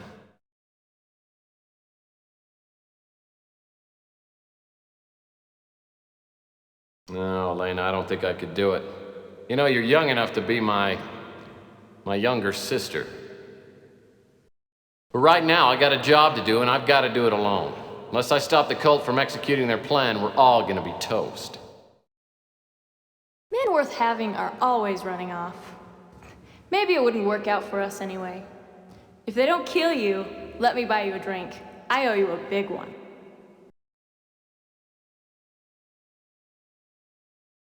Okay. Well, maybe someday you can buy me one of those 46-ounce super gulpers. What I really need right now is a good lead. The chameleon said that he was supposed to meet up with someone named Feral Puss at a place called the Broken Skull. Does that help? Yeah, it does, as a matter of fact. He summoned to his presence 1,000 hale and light-hearted friends to the deep seclusion of one of his castellated abbeys.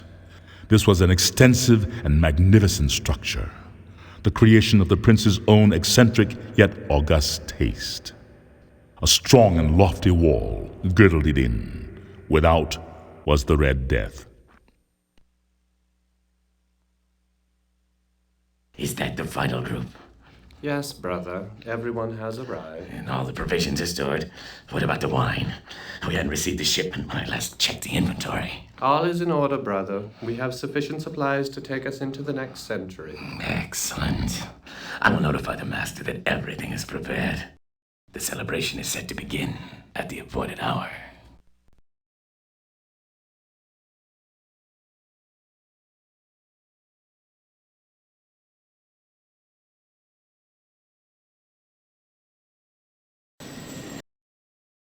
Did you forget something?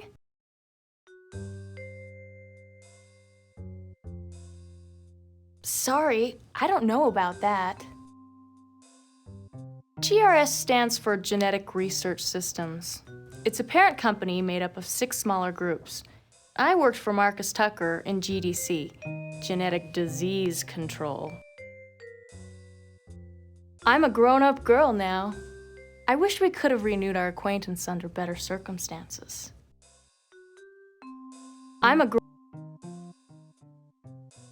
Mr. Percival made donations to GRS, but I never saw him there.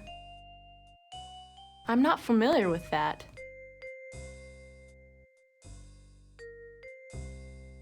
I'm not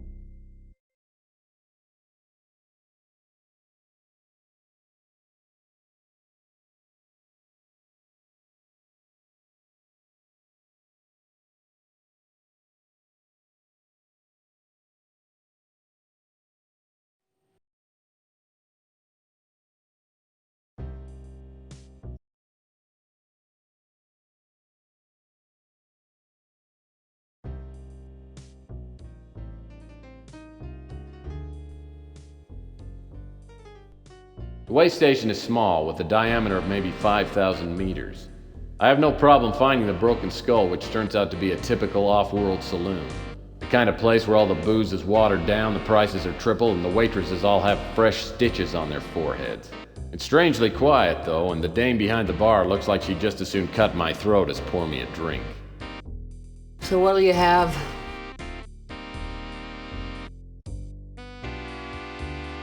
Give me 4 fingers of rye whiskey. Neat. You know, we don't take American Express. Cash customers only. You take out-of-state cash? We'll take any cash with the Made in the USA logo on it. Let's not mince words. I'll give you a C-note for some information. Put your money where your mouth is, Rockefeller.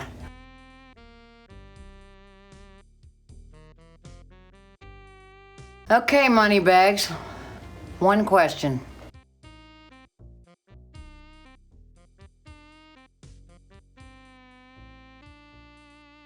Can you help me find a ride to the Moonchild? Do you have the token?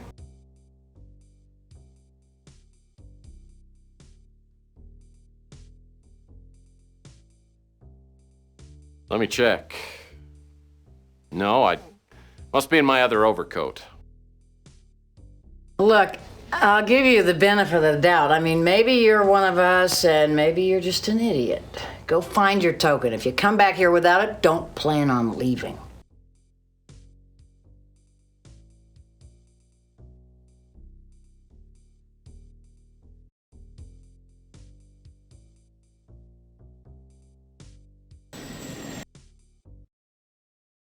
Thank goodness you're all right. I've been worried sick. The chameleon said something about using an old silver dollar as a token. I don't know where you could find one. They're so rare.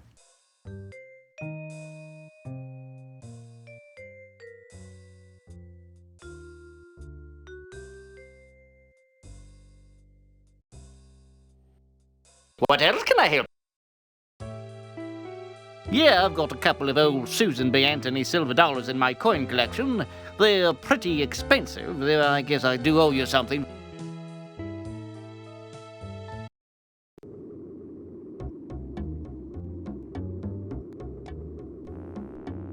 Did you find what you were looking for? Yeah, it went through the wash, but I think it'll work. Well, let's see it. I haven't got all day.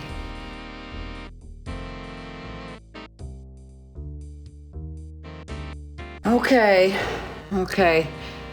Go knock on that door and say Jax or better. The man you need to see is in there. I walk down a hall and look at the name tag on the door. Farrell Puss. Must be a charming guy. I call out the password and a gravelly, grating voice calls loudly for me to come in. As I step into the back room, I'm blasted by an aromatic wave of cigar smoke, alcohol, fish, and body sweat. Combination almost knocks me out. The room is empty except for a bloated hog of a man who seems to be the source of all the foul odors. I ain't seen you here before. Who the hell are you?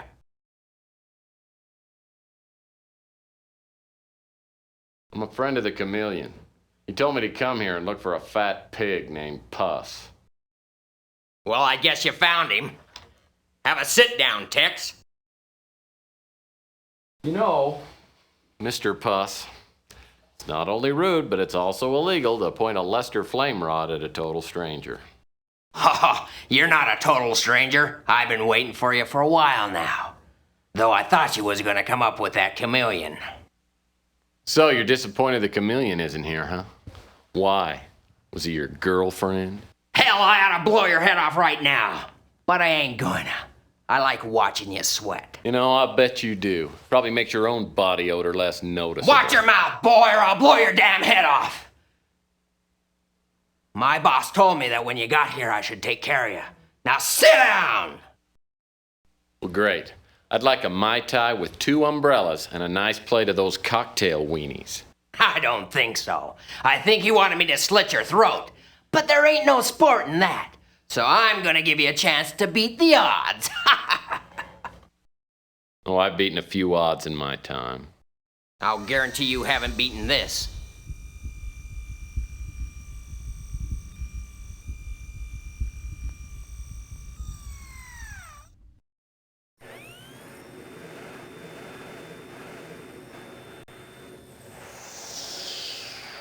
I call it the Feralette table.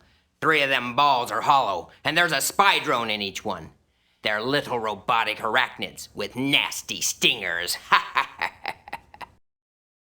Well, dare I ask what's in the 4th ball? Inside that one is part of a ticket to the Moonchild. I'll mix them around. Then you just have to pick the ball with the ticket and open it up. Do that 4 times, and I'll take you to the Moonchild. Sounds like the old shell game to me. Close enough. Here's the ball with the ticket. Let's play. Okay, pick a ball. Any ball.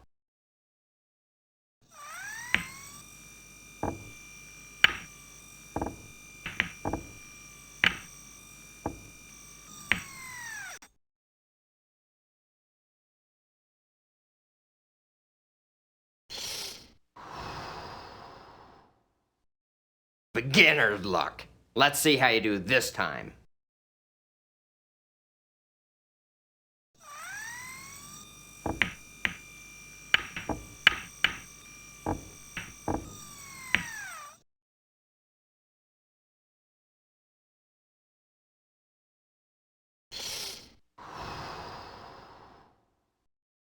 Damn it! I guess I need to speed up the balls a little bit. Well, 3rd time's the charm. For me.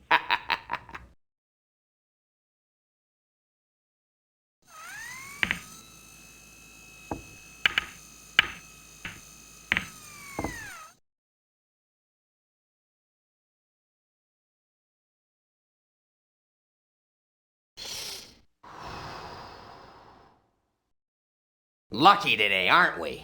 I can't wait to see a spy drone tear your head off. No one's gotten this far before, Murphy. It'd be a real shame if you screwed up now.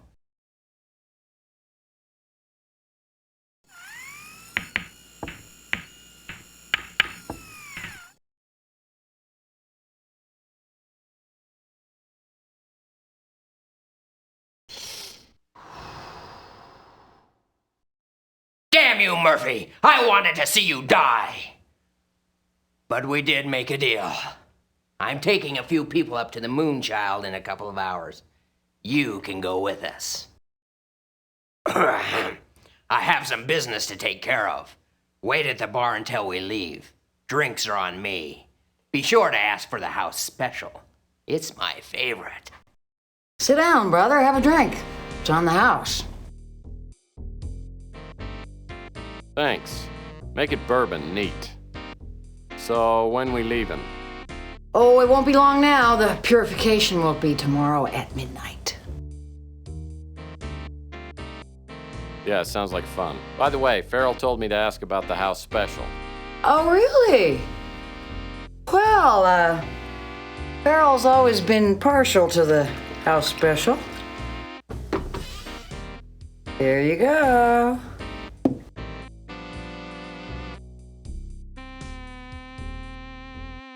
Thanks, sister. Well, here's mud in your eye.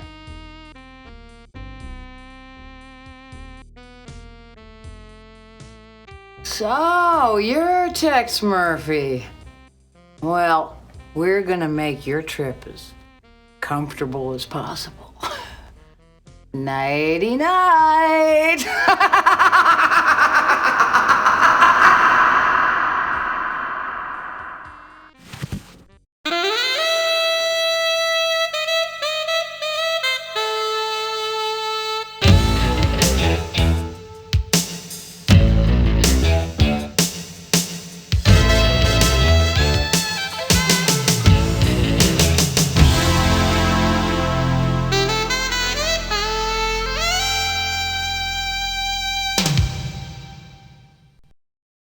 The figure was tall and gaunt. and in the costume and bearing of the stranger neither wit nor propriety existed. There are chords in the hearts of the most reckless, which cannot be touched without emotion. Even with the utterly lost, to whom life and death are equally jests, there are matters of which no jest can be made. I must have died and gone to heaven, except I don't think people in heaven have raging hangovers. I must be on the Moonchild. I have to admit, it is incredible. I could get used to living in a place like this. I've never seen anything so beautiful. What's that sound? Something's coming this way.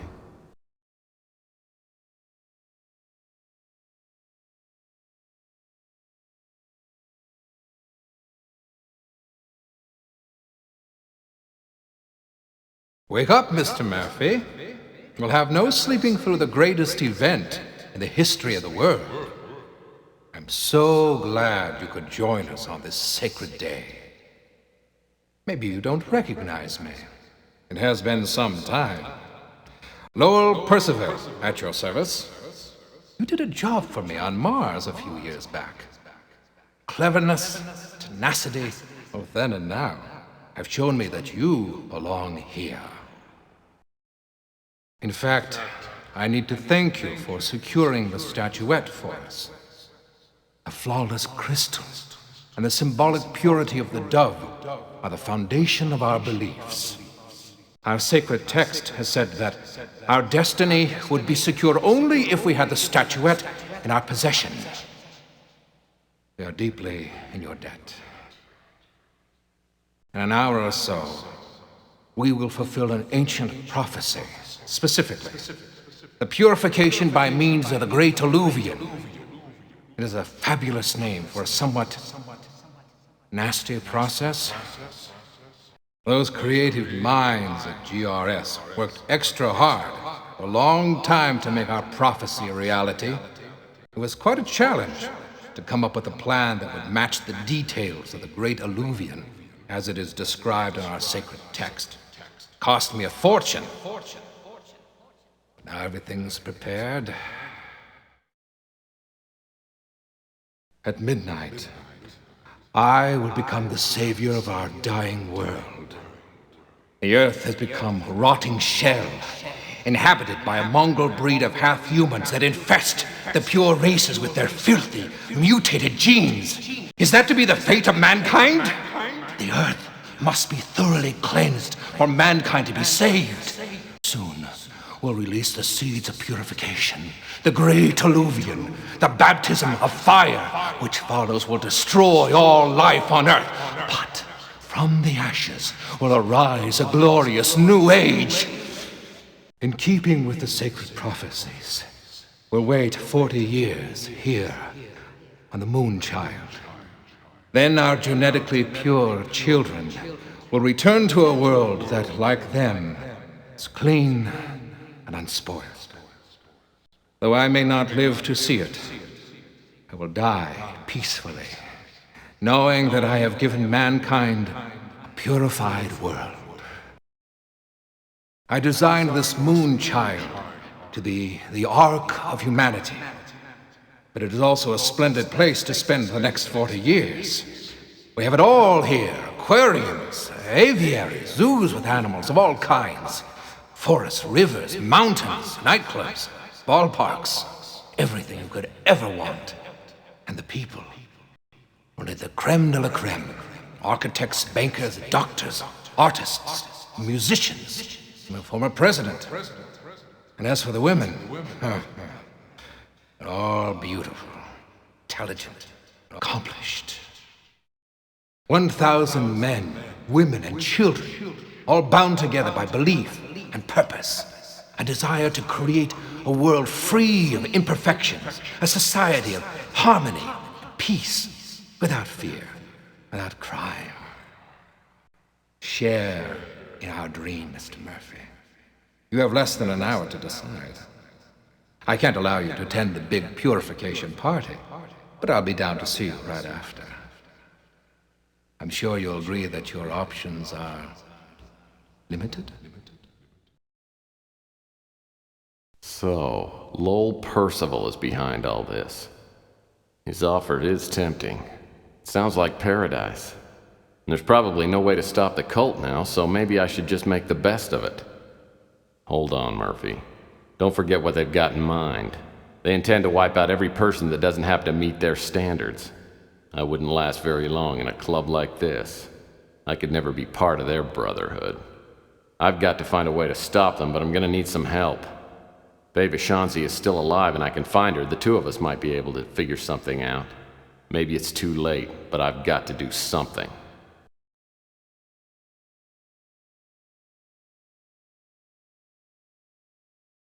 I looked through the pockets of my overcoat, but they've taken everything. All I've got left is the watch I found at the Countess mansion. Could be a lot worse, though. At least they didn't find the winter chip.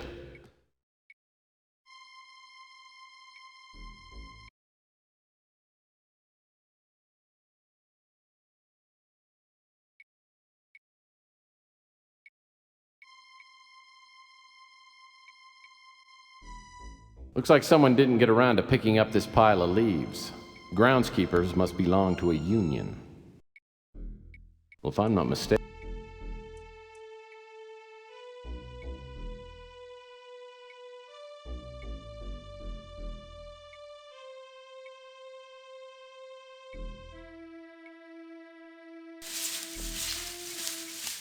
Looks like someone did...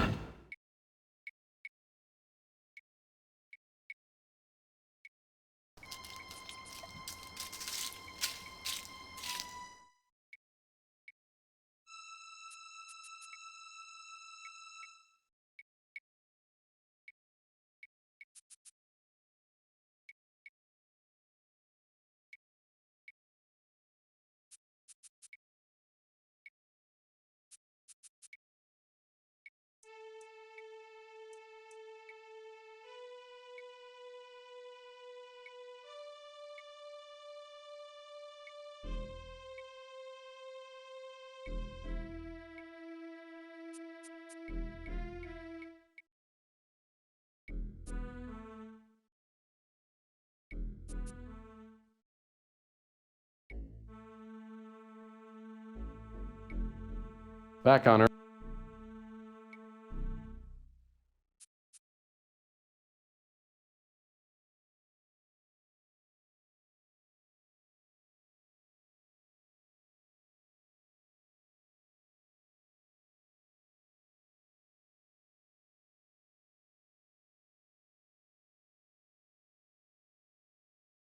Well, that's not gonna... Looks like some... Well, that's not... This piece of flint takes me back to my days as a tenderfoot scout.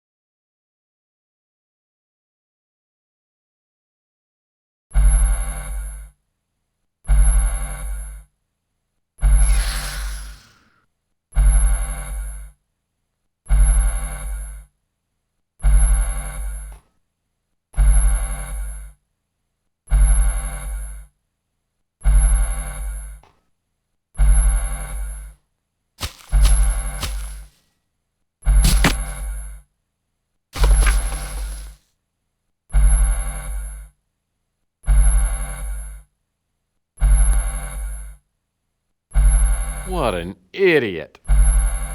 Oh!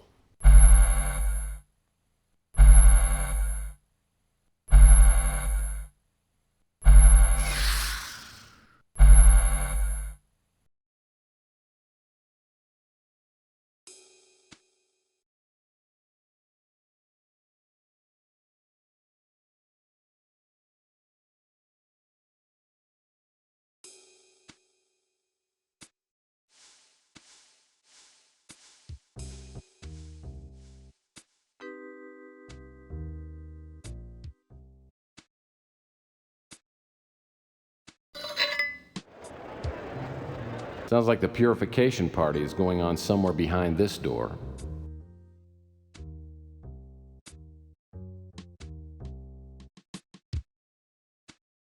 The door to the station.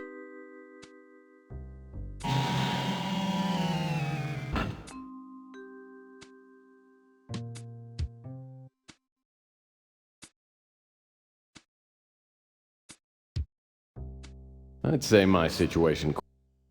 Well, that's not. Pipe is slim. Looks like the access. This door looks like it probably.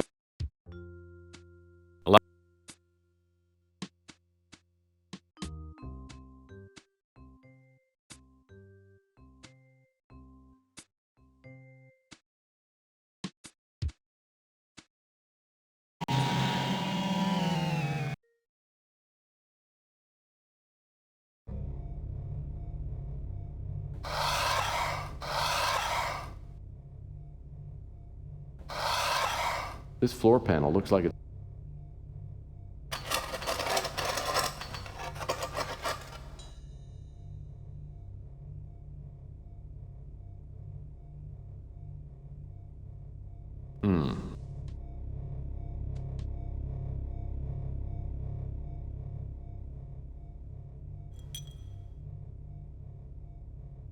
The cocktail glass is worthless, but I love flex straws.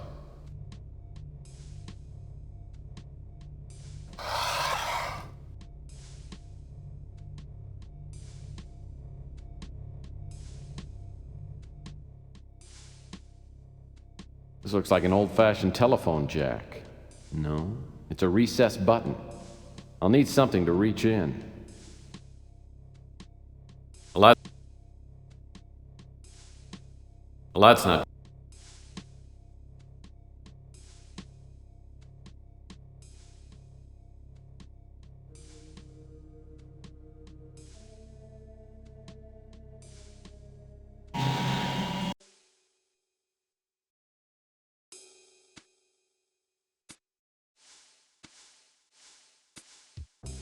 This door leads back to the arbor.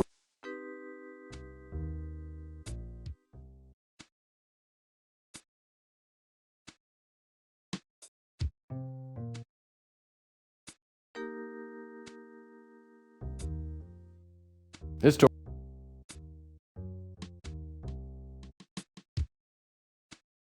Looks like the act.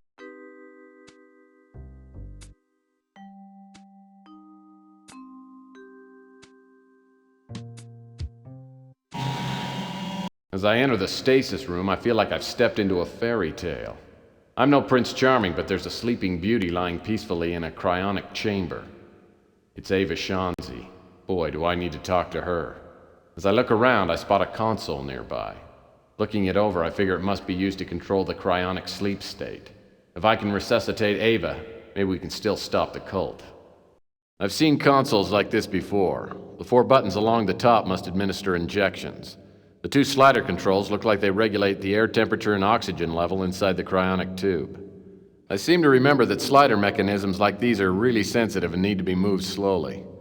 Well, first things first, I'll need to turn this thing on.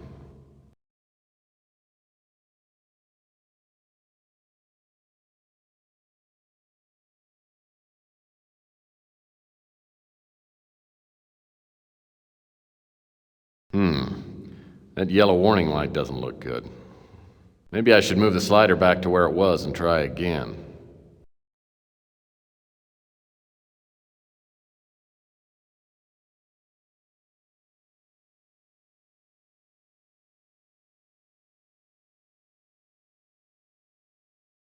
Well, how was I supposed to figure out that stupid... This is the... As I've seen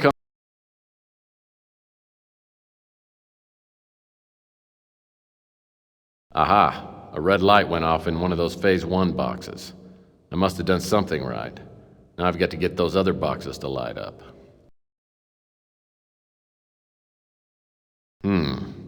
That yellow warning light doesn't look good. Maybe I should wait a few seconds and see if it goes off before I try anything else.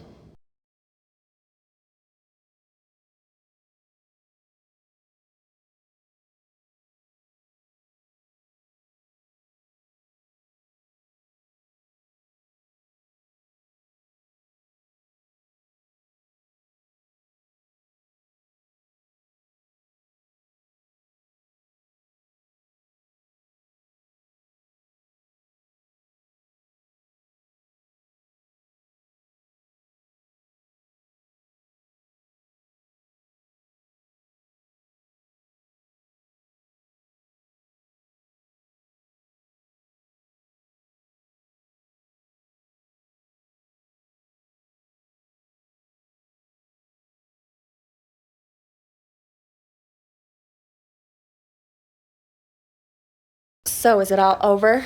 Are your prophecies taken care of? Look, prophecies aren't in my job description, okay? I'm just a humble PI trying to save the world as we know it. Well, if you're not in the cult, then what are you doing here? Look, I think we're running out of time here, but my name's Tex Murphy. I know you're Ava Shaughnessy because I followed your trail from the Colonel to GRS to up here. So why don't you tell me how you ended up getting freeze-dried? Percival has a thing for me, so he decided not to have me killed.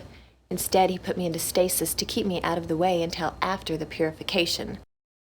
Well, I've got some good news and I've got some bad news. The good news is the purification won't start for about 45 minutes. The bad news is we've only got 45 minutes to stop these people. Luckily, I've got the winter chip, but you need to tell me how to use it. Well, how did you get it? Listen, there's no time for explanations now. We have to hurry. Take this. There are instructions on what to do with the winter chip. When you get into position, wait for my signal. In exactly 30 minutes, I'm going to create a power surge. That will give us our last chance to stop the cult. That note also has instructions on how to reach the escape pods. I'll wait until the last second, but hurry. And listen, Murphy, good luck. If we get out of here, you can tell me your story.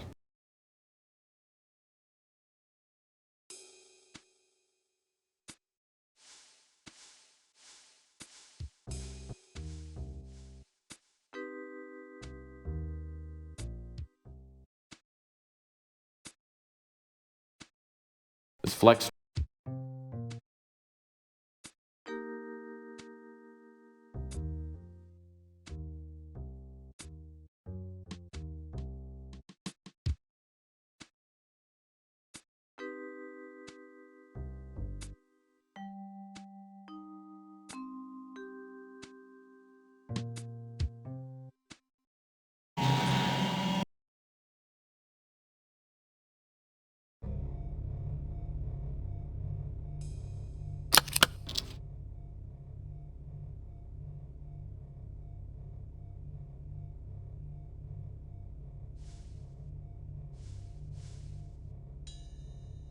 Well, that's not gonna. Well,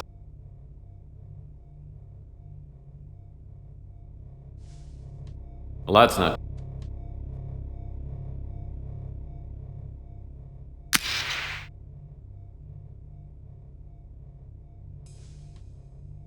It's been almost 30 minutes. If they didn't find Ava, she should be creating a power surge any second.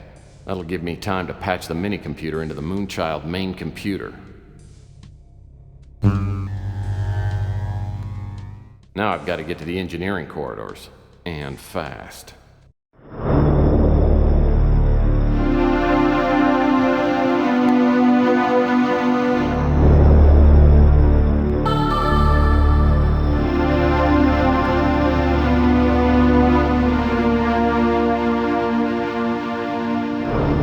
I've got a system warning on level 18, section J. I'm attempting to override that. Now I'm showing a temporary system failure. Climate control is down on levels 4 through 18. Winter sequence engaged.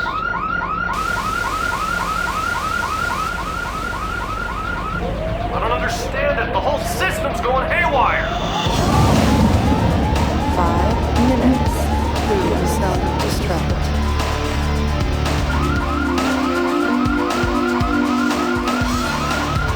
The whole system is shutting down and I can't do a damn thing about it. Damn it! Malfunction has initiated the self-destruct sequence. Download the backup system. 3 minutes to self-destruct. What the hell is going on down there? We got electrical short fires breaking out all over up here. All integrity has been compromised.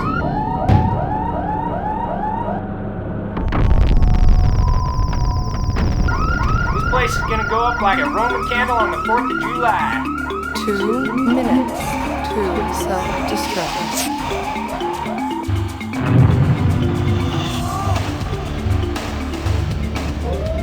Lord is my shepherd, I shall not want.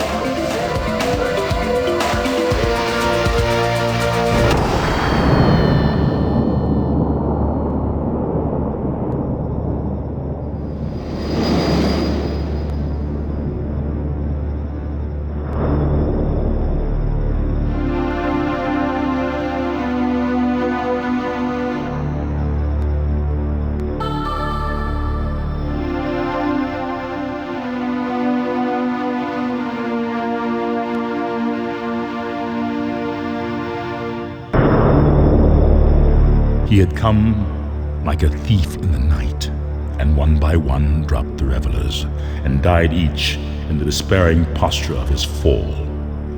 And darkness, and decay, and death held illimitable dominion over all.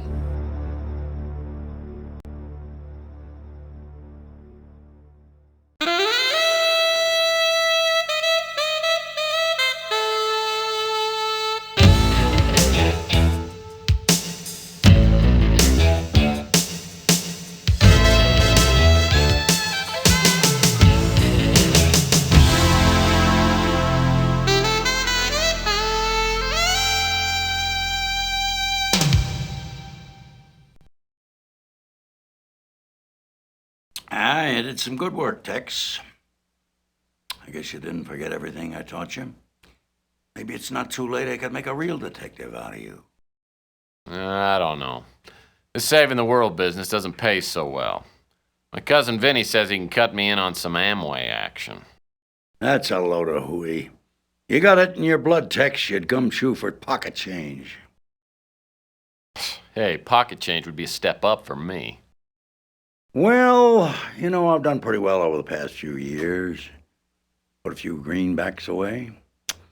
But I'm not so young as I used to be.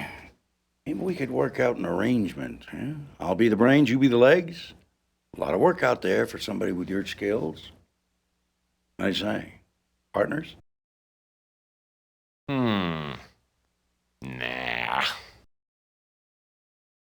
Ava! Hey, I was hoping I'd see you around.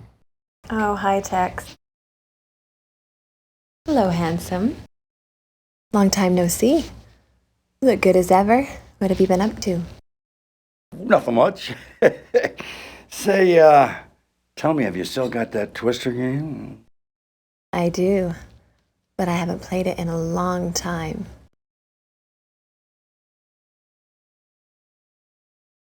Listen, Tex, something's popped up. I think I found a partner to do undercover work with. I'll see you around. So here I am, back where I started. Lonely, broke, and late for an appointment back in my office.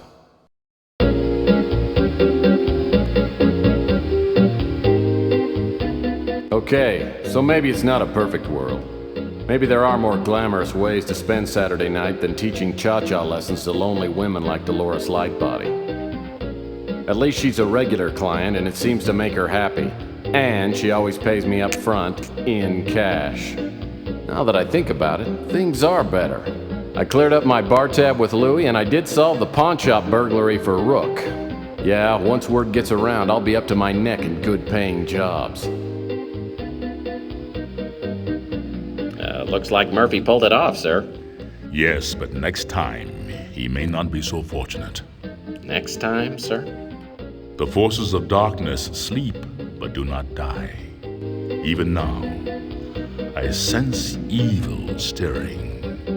An evil about to re-enter the life of our friend Murphy. Tex, honey. Long time no see.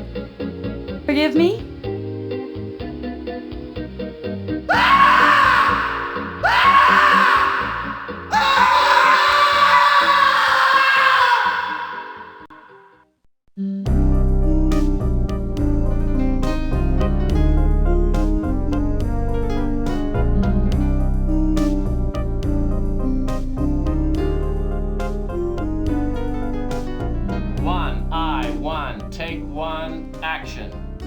So you're Tex Murphy. Ah, well, we're gonna make your trip as comfortable as possible. Nighty night. Perfect. To me. Okay, the only problem was you don't shoot. Oh, I'm sorry.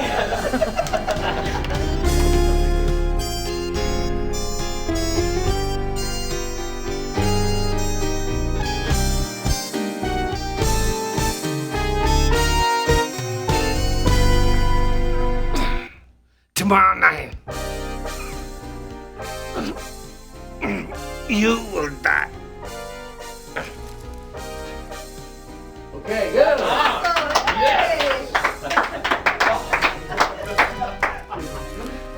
Oscar. It's called a spa award, but it's Hospice. okay. Let's do it one more time. Typical director. That's perfect. Let's do it one more time. Let's just. I can never understand that logic from directors. Perfect. That's the best I've ever seen. Let's do it one more time. On the painless.